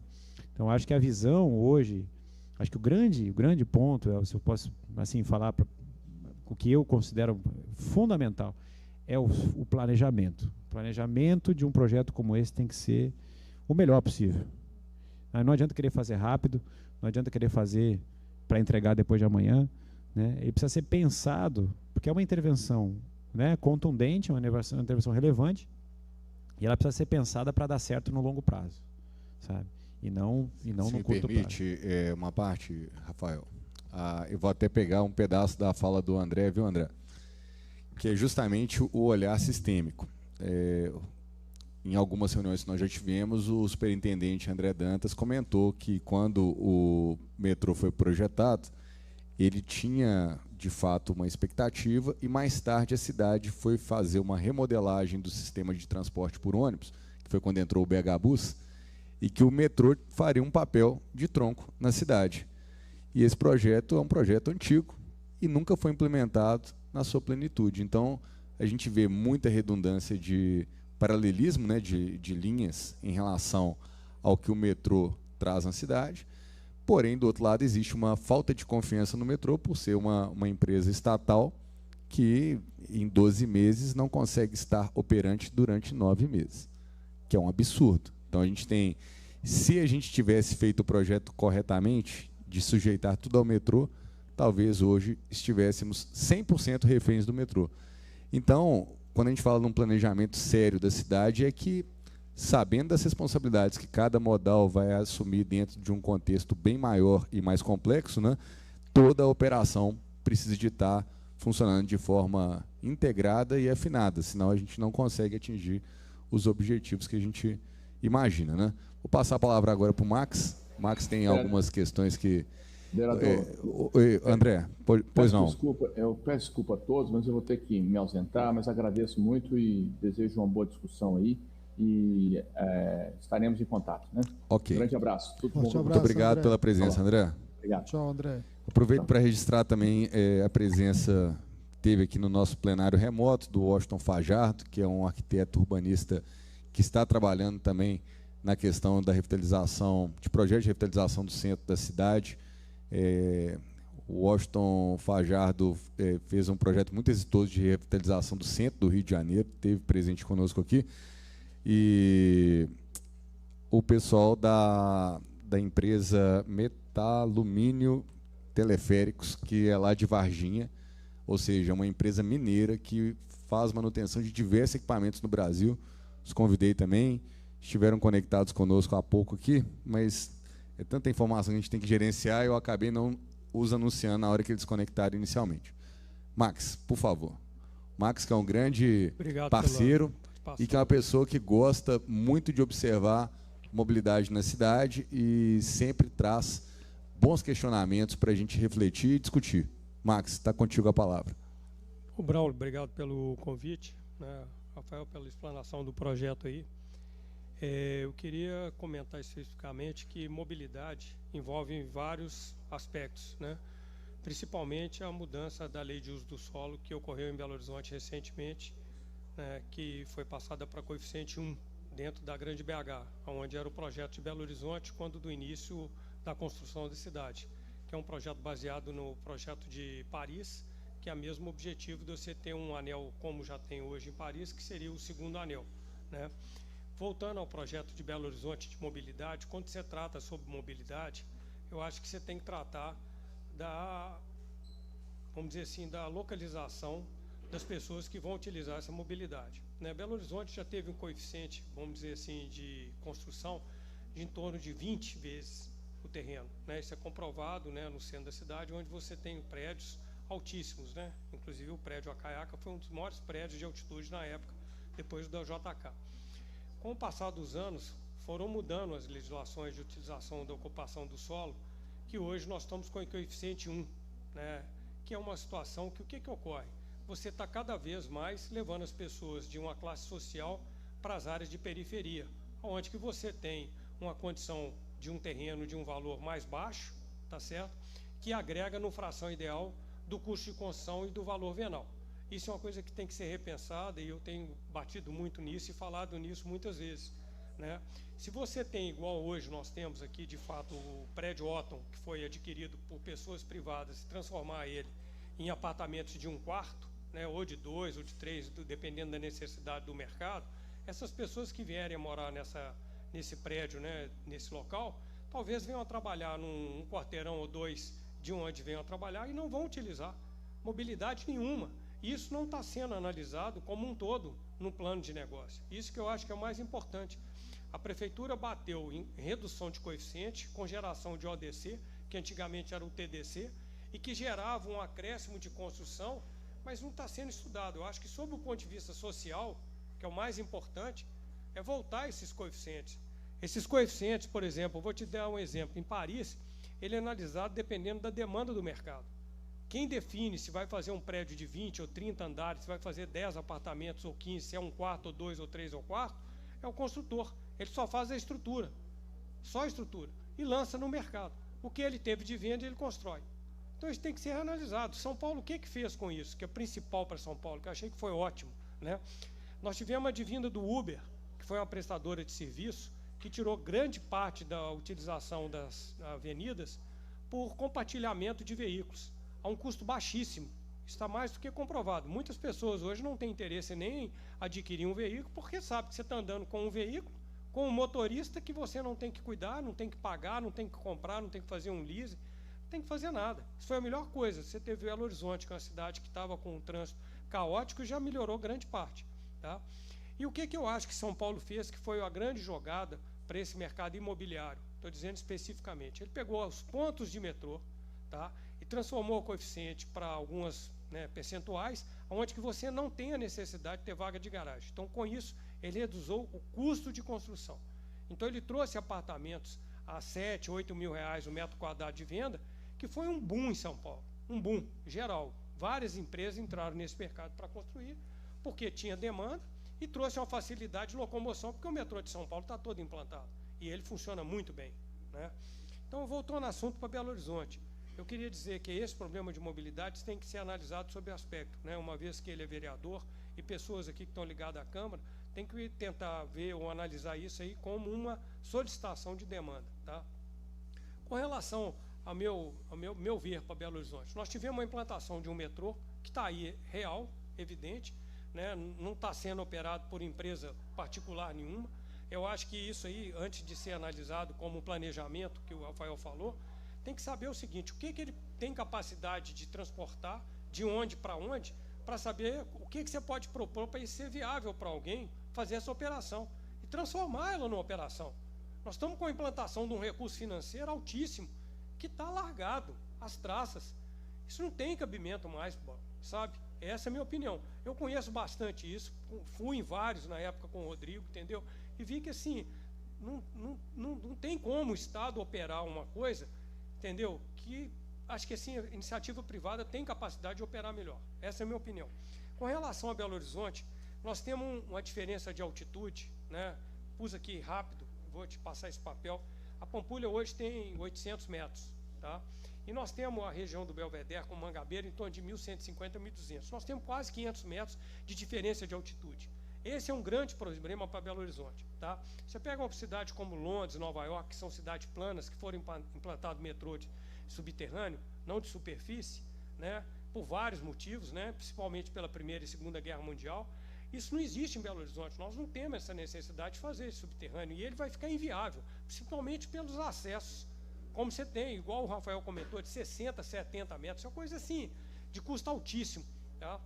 Então eu acho o seguinte, a gente tem que ir para, de repente, por um metrô de superfície, que eu especifiquei assim, as vantagens e as desvantagens que existem em todos os processos que eu conheço no mundo, tá? Por viagem minha e de avaliar, não tenho a capacidade de fazer um planejamento, não fiz um plano de negócio, porque para todo negócio você tem que fazer um plano de negócio, né? Eu faço para os meus negócios. Então, o que eu escrevi aqui?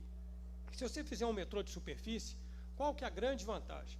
Você já tem as avenidas grandes de circulação de veículos já implantadas, tá? Você colocando ele na parte superior, você libera as avenidas, libera totalmente, 100%. E o que seria feito nessas conexões dos metrôs de superfície? Você faria conexão com ônibus que vão fazer o transporte local para certos bairros. Essa que é a minha ideia. Então, fiz aqui um desenhozinho, eu vou deixar com você, Braulio. Porque o que eu acho? Isso é coisa simples. E você vai liberar as avenidas para fluxo de veículos, simplesmente. Então, se você quer deixar para táxi hoje, para ter um privilégio para eles, ou de Uber, você vai ter uma avenida ali que eles vão circular numa velocidade que seja, de repente, de 70, 80, e que vão ter velocidade de locomoção, tá? Com relação ao estudo de planejamento e de projeto, tem que ser feito. Porque o que vai gerar um investimento, o que ele vai trazer de benefício de recurso, vai ser a demanda que ele tem. Se não for ser feito isso, não vai a lugar nenhum. É o que ele falou, vai parar e o governo vai ter que subsidiar. Isso aí não é interessante para ninguém, não justifica, na minha opinião. Com relação a grande parte que eu acho que é importante, a liberação das avenidas, elas vão ser liberadas pelos ônibus também, porque os ônibus só vão fazer o transporte local dos bairros. Então você tem o transporte do metrô, se for de grande volume, e os ônibus fazendo os transportes locais. Então, quer dizer, quem tem hoje empresa de ônibus e está operando, ele vai continuar a operar. Ele não está perdendo sua receita em 100%. Não existe briga hoje em Belo Horizonte de metrô com os donos de empresa de ônibus, né? O Brasil teve um grande problema há 50, 60 anos atrás. Nós tínhamos linhas de trem em quase todo o país, né? Desde que eu era criança, que eu vivia com meu pai. Hoje eles acabaram com elas. 80% do transporte hoje no Brasil é rodoviário, a um valor altíssimo, né? E agora que estão dando, né, interesse a voltar com as linhas de trem, tá? Eu acho que isso aí é a grande jogada do processo que tem que ser analisado. E essa é a minha opinião como um espectador de vários pontos aí de transporte e mobilidade no mundo, né? Obrigado, Max. A gente sabe que tem muitos aspectos para avaliar. A visão é de integração modal, né? O senhor trouxe vários aspectos que realmente fazem parte da discussão e tem que ser aprofundados para articular. E, enfim, ninguém aqui está com a receita pronta, mas a gente está aqui discutindo possibilidades, né? Vou passar a palavra agora para o senhor Nelson Timpone. Foi com quem eu tive o primeiro contato sobre esse tema, e o senhor Nelson Timpone, como engenheiro, já vem estudando isso há mais tempo, né? Eu acho que vários pontos que o Max colocou, né, senhor Nelson, você pode, inclusive, complementar dentro dessa discussão. Boa tarde a todos. Vou procurar ser sucinto, porque esse assunto é muito extenso, muito denso. E ele nasceu em 2010. E nós temos permeado esse caminho, tentando evoluir com as situações, inclusive agora também com aspectos legais, que envolve um novo modal. Mas é muita coisa a ser dita, a gente vai ter que filtrar. Eu só gostaria de tentar focar mais dentro do aspecto do encontro, que é sobre um teleférico, o recurso do teleférico. Quando a gente iniciou esse assunto, a gente estava pensando em viabilizar, no caso Belo Horizonte especificamente, com a malha viária teleféricos, né? Eu estou usando o termo mais atual porque eu usava o outro na época. Porque nós já tivemos aqui nessa casa, em reunião com em outras oportunidades, inclusive tentando viabilizar na época o metrô, perdão, o veículo sob trilhos, o VLT, né? E a gente fez uma apresentação, quer dizer, foi até a prefeitura que estava na época aprovando, não existia ainda o BRT, era ainda um projeto, uma ideia, né? E a gente estava já enxergando o caos rodoviário urbano. E uma coisa que eu vou tentar atalhar um pouco é que a gente achou muita vantagem de diversas maneiras, inclusive rapidez de implantação, lógica, vamos dizer assim, de transporte e tudo, em se partir para uma solução aérea, porque nós não íamos ter, ainda mais no caso do VLT, e a gente conseguiu desenvolver uma concepção muito própria, né?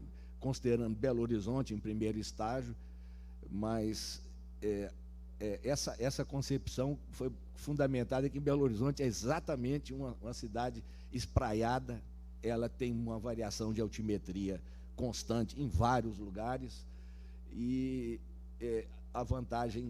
uma vantagem técnica, né, de aplicação falando em metrô aéreo, mas do transporte, como, né, nós estamos discutindo agora, é que ele não tem um impacto no patrimônio edificado significativo. Você não vai mudar a estrutura urbana da cidade, você não vai mudar a parte de infraestrutura da cidade e tudo para implantar um recurso desse. E, portanto, dentro toda essa visão, a gente entendeu que a cidade seria mais bem complementada em termos de recursos e ajustada em termos de mobilidade urbana, inclusive com a possibilidade, como já foi falado aqui, de deslocar o ônibus das regiões centrais, onde ficam muito engarrafadas, né, para as regiões, fazendo uma malha. Belo Horizonte sendo espraiada, você pode usar várias direções, e essa malha daria conta de fazer um transporte superior até a um metrô Shield, que é o subterrâneo, que é caríssimo, como já foi falado, né, Rafael?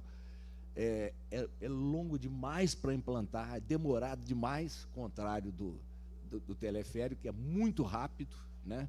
O custo, em função do tempo, aí é muito favorável aí ao teleférico. E outra, você não justifica implantar um metrô, mesmo de superfície, porque você está dividindo qualquer modal que você implante, que dispute lugar com o solo, e ele sendo preferencial, ele vai dividir a cidade em duas metades, o que dificulta mais ainda a disputa no plano do chão. E uma outra vantagem que a gente enxergou na época também, da parte do transporte aéreo, né, vamos dizer assim, no caso o teleférico, é que você não sofre os impactos de engarrafamento, enchentes, acidentes de trânsito, obras de prefeitura, falta de energia que gera caos localizado ou sistemático na cidade com o trânsito, quando a sinalização vai embora, enfim. A vantagem do teleférico é que ele está passando por cima de tudo e não tem bloqueios com que a gente está acostumado a lidar, o que vai permitir que muitas famílias voltem a ter um convívio melhor, porque as pessoas vão poder sair um horário mais humano, né, para poder trabalhar e chegar em casa também no horário mais humano, que hoje se gasta 4 horas, até mais horas, entre ir e voltar do serviço. E a família, como é que fica? A pessoa chega em casa 10, 10 e meia da noite, sai às 4, 4 e meia da manhã. E muita gente sendo até dispensada, ou se dispensando porque não dá conta de cumprir isso. E a gente viu que uma solução como essa aqui, você pode contar com o desempenho dela, né, de operacional, que ela pode até impactar na qualidade de vida, né, das pessoas. A pessoa pode contar, até vou pensar em voltar a almoçar em casa, dependendo de onde estiver trabalhando. Então, eu advogo muito em torno dessa ideia, que, aliás, volto a dizer, isso começou a nascer isso em 2010. A gente tem caminhado muito ao longo disso, analisado muitas situações, e o prazer de estar aqui e ouvir a apresentação do Rafael. Tem muita coisa que o Rafael falou que está de acordo com o que a gente sabe e conhece, né? E só para enfatizar isso, a vantagem dessa tecnologia é que você não impacta quase nada no patrimônio edificado, desapropriações, como no caso do BRT. Quem não lembra da Pedro I, o que era Pedro I antes do BRT e hoje que é agora? Quantos processos devem estar amarrados na justiça de indenização de empresas, de residências e tudo, que foi tratorado dali para poder implantar o BRT. E vem mais uma implantação agora na Avenida Amazonas, hein? E veja bem, já que você falou em Amazonas, dentro da minha humilde concepção, que eu quero até trocar ideia com o Rafael depois, eu tenho uma variação um pouco diferente, construtiva para isso, que eu tento até simplificar. Mas uma das ideias minhas, que seria uma linha de metrô cable, né? Metrô aéreo, né? Seria Praça da Estação, Praça da CEMIG, que ia beneficiar a gente, só essa linha, já ia beneficiar a gente demais, entendeu? E uma vantagem, né, uma das vantagens dessa tecnologia é que você não tem limite, você pode cruzar uma linha, cruzar uma outra, você monta uma malha, isso é com o tempo, mas essa malha supre as necessidades de uma massa, considerando em Belo Horizonte é espraiado. O metrô Shield ou de superfície, ele, em princípio, se adequa mais para cidades litorâneas, compridas. Você vai numa direção. Mas cidades como Belo Horizonte, além de espraiada, ela é morrada, né? Você tem que ter tecnologias adequadas. Que, no caso de tanto o metrô Shield, né, o subterrâneo, como o metrô de superfície, como os bondinhos de pista, de chão, ou mesmo o metrô leve, né? Onde você está falando de transporte com tração em roda, em trilho, você não tem muita possibilidade de ir além. Belo Horizonte é muito morrado. Além de 6% de inclinação da via, ela não traciona. Existe um limite técnico para isso, coisa que o metrô cable não tem. Entendeu? Então, se você começar a analisar, isso já é uma engenharia que já está muito experimentada. E vamos falar de a ilha de Manhattan, né? Manhattan o Rafael deve conhecer lá, Roosevelt Island Tramway, né? Ele cruza um braço de mar. Então, recursos, é tudo só engenharia. É possível fazer, você salta uma linha, salta obstáculos e tudo. E outra, em função do que se vai usar na construção dessas linhas, é uma coisa bastante mais controlada, né? Porque nós estamos falando de estruturas metálicas e tudo, que não ser a base de concreto, mas você tem recursos rápidos, né, vamos dizer assim, e possíveis sem que você tenha que destruir vias, destruir propriedades, brigar em justiça e outras coisas mais. Portanto, eu advogo muito sobre isso. Aliás, o Paulo conhece. Eu queria até pontuar, realmente. Obrigado, senhor Nelson. Né? Não, a instalação ela não destrói o patrimônio histórico. O impacto dele é muito pequeno, né? Não é só nós temos ele subterrâneo.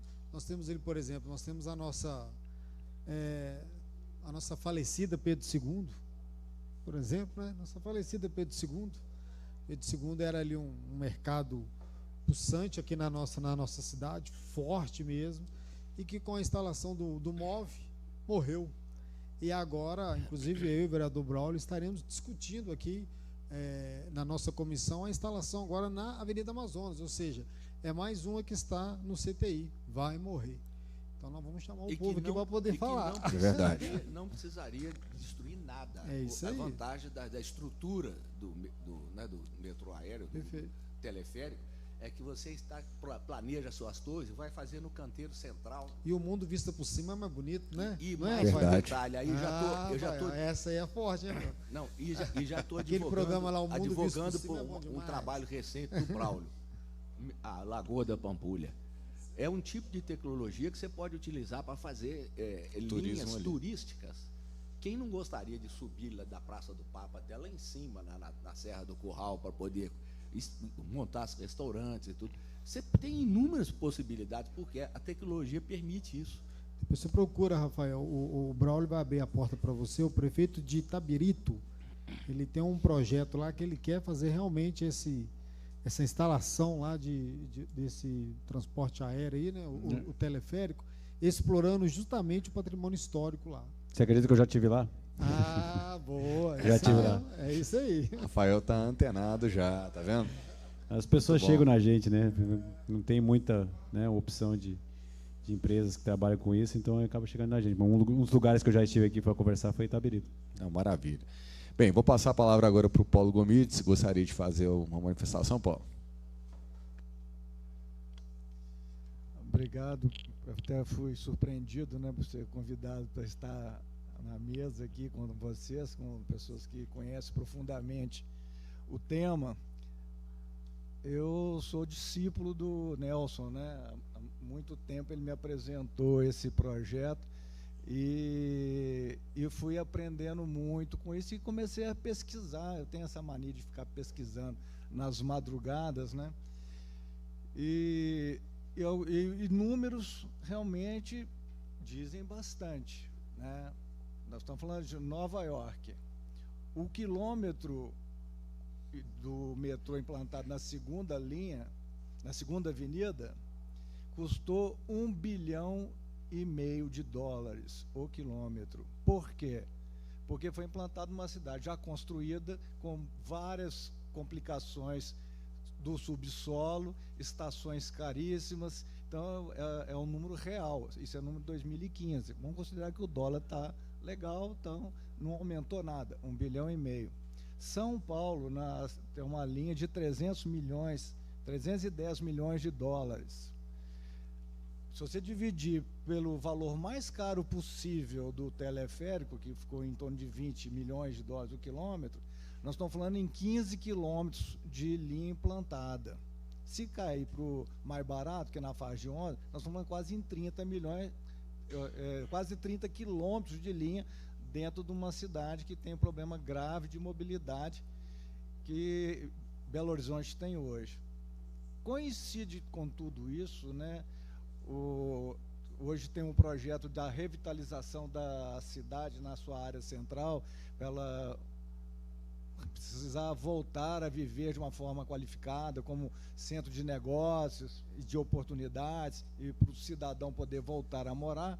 Nada melhor que você retirar um ônibus barulhento, poluentes, e fazer novas conexões de mobilidade mais viáveis para a cidade. O Nelson já falou sobre a Serra do Curral e tal.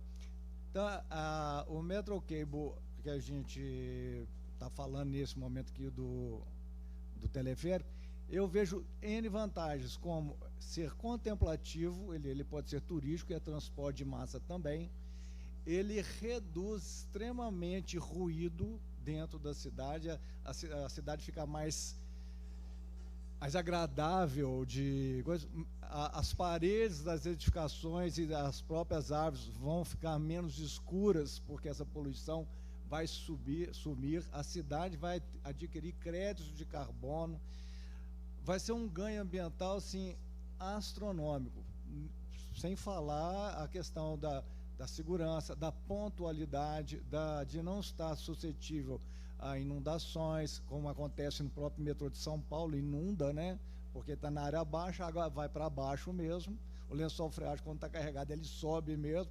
Então é super complexo. Então na parte alta você não tem greve, você não tem inundação, você não tem acidente, você passa por ele em 27 km por hora, constantes.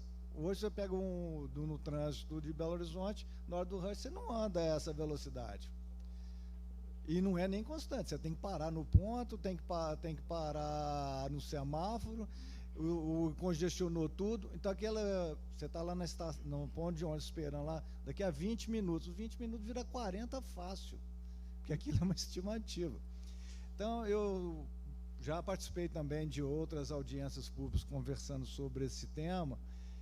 E o preconceito sempre realmente existiu. Isso é lá do Morro do Rio de Janeiro. Esqueceram da viabilidade dele como um transporte de massa.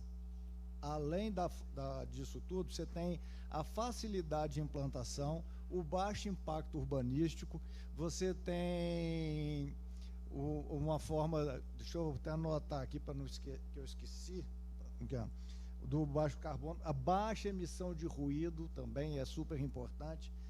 Ele é contemplativo, tem um baixo custo de manutenção e atualização, porque a partir daquela estrutura básica, se o como é que chama o móvel que ele está dentro, lá vamos ser a vagoneta, tem um nome específico? É a cabine? A cabine. Cabine. Cabine. Pois é, se a cabine está obsoleta, ela está feia, ela para ser atualizada é super simples, sem inviabilizar e parar a operação.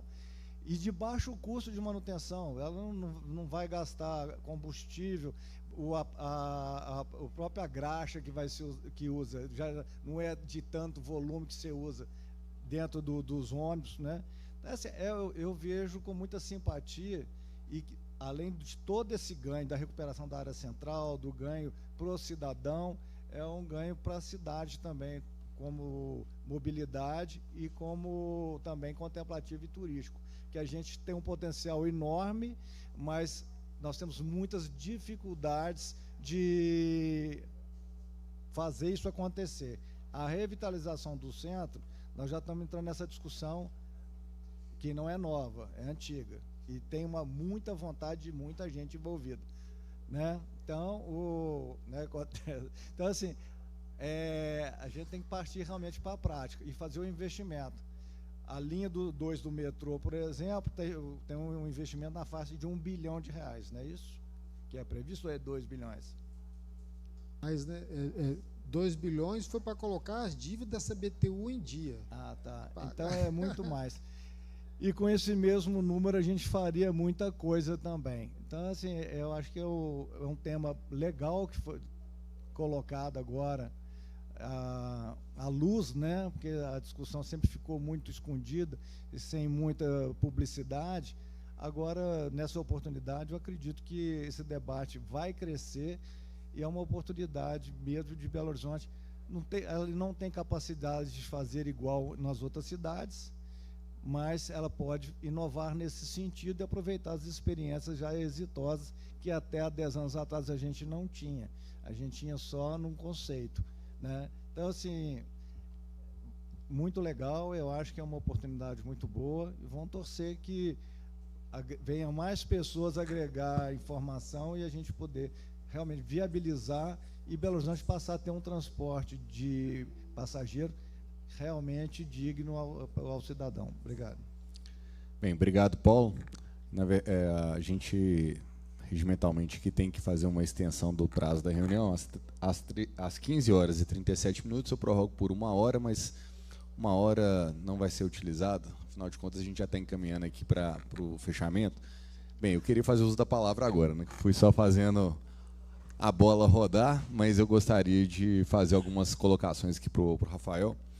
Bem, Rafael, primeiro, assim, a gente fica muito satisfeito da sua presença aqui, porque não só como, às vezes, professores, teóricos ou especialistas estão pesquisando o tema, hoje a gente tem a presença aqui de uma pessoa que pega o negócio e põe para funcionar, né? É uma empresa que tem know-how, que não desenvolveu isso de um dia para o outro também, né?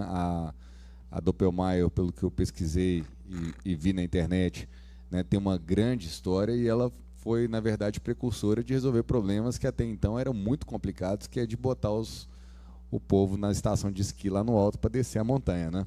E aí lá tem vento, tem frio, né? O clima, na verdade, tem uma oscilação muito grande. Então, todo tipo de situação de intempérie que complica um projeto de engenharia, lá já tem. Então ninguém pode falar aqui que, meu Deus, né, esse negócio é muito difícil, vai ser complicado. Na verdade, Belo Horizonte é uma bênção, né? A gente vai ter uma temperatura que ela é amena, nós não temos grandes incidências de ventania, né? A gente vai ter aqui um clima que é muito tranquilo para um equipamento desse tipo. E uma questão que me chamou a atenção, que você colocou, foi justamente que a tecnologia foi elevando a capacidade do modal. Então, aquele quadrinho, né, que você tinha apresentado no início, ele foi expandindo, né? Cada vez mais a gente percebe que esse tipo de estrutura consegue transportar mais gente. Qual que é o tempo de embarque no caso de uma linha em operação, uma linha de grande capacidade? Quanto tempo que o usuário espera para ele embarcar? Por quê? A pergunta. Muitas vezes as pessoas falam, mas o ônibus vai trafegar 60 km por hora, o metrô vai andar 60 km por hora. Tá, mas você vai ficar esperando quanto tempo para o próximo passar? Então a gente tem que abordar essa questão, porque às vezes você fazer um deslocamento constante de 25 km por hora, de 30 km por hora que seja, se ele não para ou ele é contínuo, tem um valor às vezes muito maior do que você ficar 1 hora no ponto de ônibus e depois o ônibus tentar fazer um deslocamento rápido. E segundo ponto, né? A gente sonha em Belo Horizonte, mas a Nossa Senhora do Carmo, por exemplo, que é uma mega rampa, ela sai ali né? A gente tem o tobogã da Contorno, o nome já fala, tobogã, né? Desceu, chegou aí em frente ao Pátio Savassi. Até chegar no BH Shopping é uma inclinação grande. A gente sabe que ali deve ter um desnível muito significativo. Uma rampa de trilhos para chegar lá no metrô direto não é suficiente. Ele vai patinar, não tem como resolver. Se você tivesse num teleférico em velocidade constante fazendo exatamente o mesmo trajeto, certamente você chegaria no BH Shopping com segurança, num horário tranquilo. Então a pergunta, Rafael, até para amarrar essa questão, como que funciona isso na operação de um teleférico de alta densidade de pessoas usando? Certo. O tempo de embarque, o tempo que a pessoa, digamos assim, perde embarcando, varia um pouco da situação, hora pico, hora vale, e da capacidade de transporte da linha. Eu me explico. Digamos que eu tenho um teleférico que transporte aí seus 4.000 passageiros hora sentido, né? 4.000 passageiros por hora, né? Então eu divido esses 4.000 por 60, né? A gente faz a conta aí, vai chegar num número X de pessoas que eu consigo embarcar por minuto, né? O sistema é um sistema de cabines que desengatam do cabo, ou seja, desengatável. Então elas passam na estação, e acho que no vídeo isso foi possível de ser observado, uma do lado da outra, né? Os sistemas mais carregados nós temos, o tempo de intervalo, né, entre cabines na linha é de 9 segundos. Então é como se eu tivesse a cada 9 segundos recebendo uma nova cabine para embarcar, né? Então no espaço nesse exemplo, quantas pessoas na cabine? 10. Então olha só, 10 pessoas entram na cabine e vão seguir. Daqui 9 segundos tem outra cabine que pode colocar mais 10. Então é um efeito muito parecido com, por exemplo, uma escada rolante. A escada rolante fica ligada, né? Se a pessoa se aproximou dela, ela embarca na escada rolante, ela vai levar ela para o próximo pavimento. Fazendo um paralelo num sistema bem maior de teleférico, é como se você estivesse sempre tendo uma unidade nova para você embarcar. Então isso faz com que não tenham tantas filas, né, de embarque, igual você vê o metrô. Aquele tanto de gente, principalmente em São Paulo, né?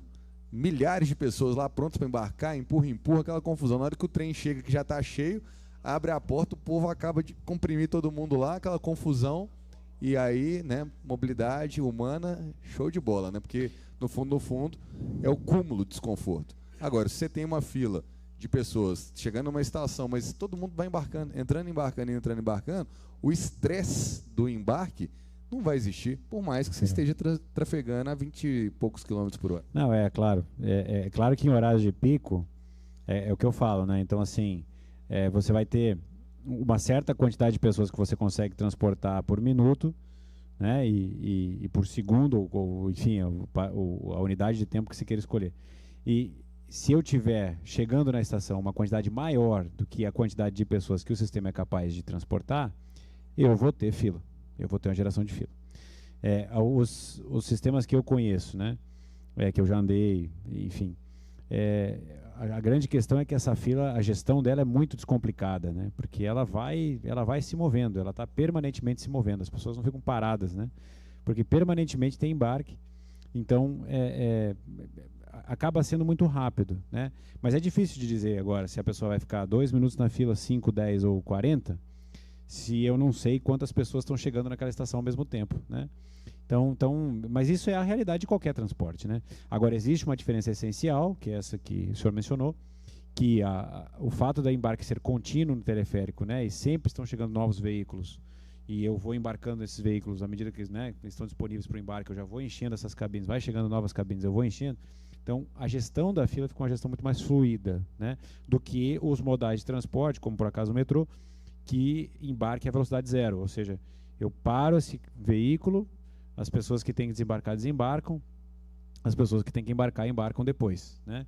Então, esse é uma gestão que acontece, né, em tempos, né, que é o famoso conceito aí do transporte, né, do tempo entre veículos, né, que é conhecido como headway, né? Então, esse tempo entre veículos, entre o teleférico, se ele é de 9 segundos, então ele é praticamente contínuo, né? No caso de um metrô, que o headway dele é 5 minutos, então você vai embarcar um trem, daqui a 5 minutos vai passar outro, enquanto isso você está acumulando gente.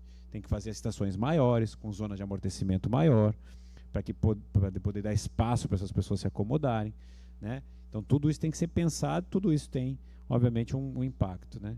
É uma vantagem, realmente, que o nosso sistema tem, pelo menos este, né, que eu falei, do desengatável, tem realmente, de fato, essa vantagem. Mas é difícil agora eu precisar, né, porque tem que conhecer realmente o movimento daquela linha para saber quanto uma pessoa espera numa hora pico, por exemplo, né? Maravilha. Senhores, vamos encaminhar então aqui para o encerramento. Quero agradecer muito o Rafael por essa apresentação, por esse momento.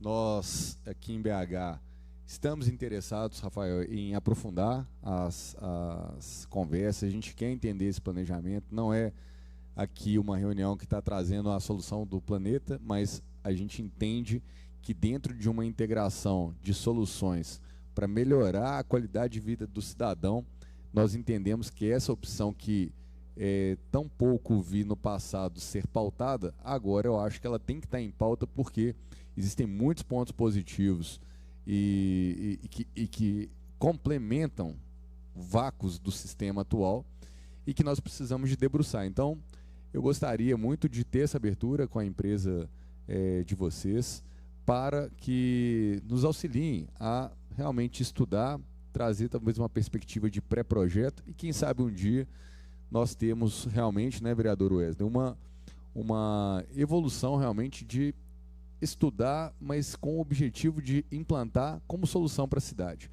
Eu acho que muitas áreas que precisam de intervenção social, que não foram devidamente planejadas, hoje você não consegue fazer alargamento de via, você não tem, em muitos casos, até a própria questão de base de asfalto. Quando a empresa começa a trafegar com ônibus muito cheio, estoura tudo. Na verdade, você precisaria de fazer um recapeamento completo, né, que seria arrancar a base inteira, e aí o Estado vai só deixando para lá. Então você vai ver vilas e favelas que não têm um bom atendimento, que às vezes com um processo de teleférico você consegue fazer uma alimentação aos eixos troncais que já estão mais bem estruturados e a população ser bem atendida. Recentemente nós tivemos 2 projetos de lei muito importantes que foram aprovados na nossa cidade. Um que trata a questão da bilhetagem eletrônica de forma separada, que vai permitir integração modal, porque o ideal é a pessoa fazer um embarque com um cartão e ela ir no ponto que ela precisa da cidade, e não que ela fique sendo penalizada toda vez que, por uma baldeação que otimizaria a rede, ela vai pagar mais, ela acaba preferindo não fazer. Então a integração modal ela vai estar muito mais acessível para esses estudos de tráfego.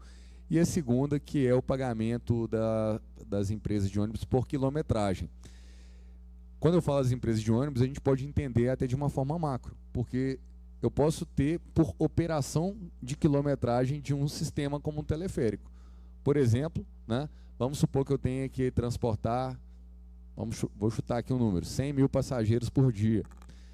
o custo não está nas pessoas, o custo está no equipamento ligado. Quantas cabines, quantos vagões, quantas estações. Ou seja, esse sistema ligado custa quanto? A cidade quer que as pessoas usem o máximo. Então, às vezes, o usuário está pagando o bilhete de um lado, mas nesse meio tem, na verdade, um custo de operação de sistema e que tende a se equilibrar.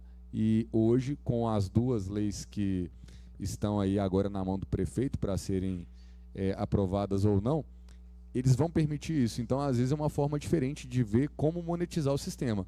Ou seja, nós queremos ter X linhas. As linhas projetadas são A, B, C, D e assim por diante dentro do planejamento. Quanto que essa linha custa para ser operada por dia para transportar X mil passageiros? Custa tanto. Então, passa a ser um custo do sistema e que a gente vai, aos poucos, colocando as pessoas para consumir aquele recurso e equilibrar a conta financeira do jogo, né? Então, mais uma vez agradeço. Vou passar a palavra para o senhor para suas considerações finais e a gente encerrar essa reunião de hoje. Muito obrigado, vereador Braulio, vereador Wesley, os demais presentes aqui na casa, os demais que participaram da reunião. Eu agradeço mais uma vez aí a oportunidade que nos foi dada de, enfim, de colocar um pouco de luz nessa tecnologia que tem realmente, né, vários benefícios que podem se aplicar a determinadas regiões aqui de Belo Horizonte.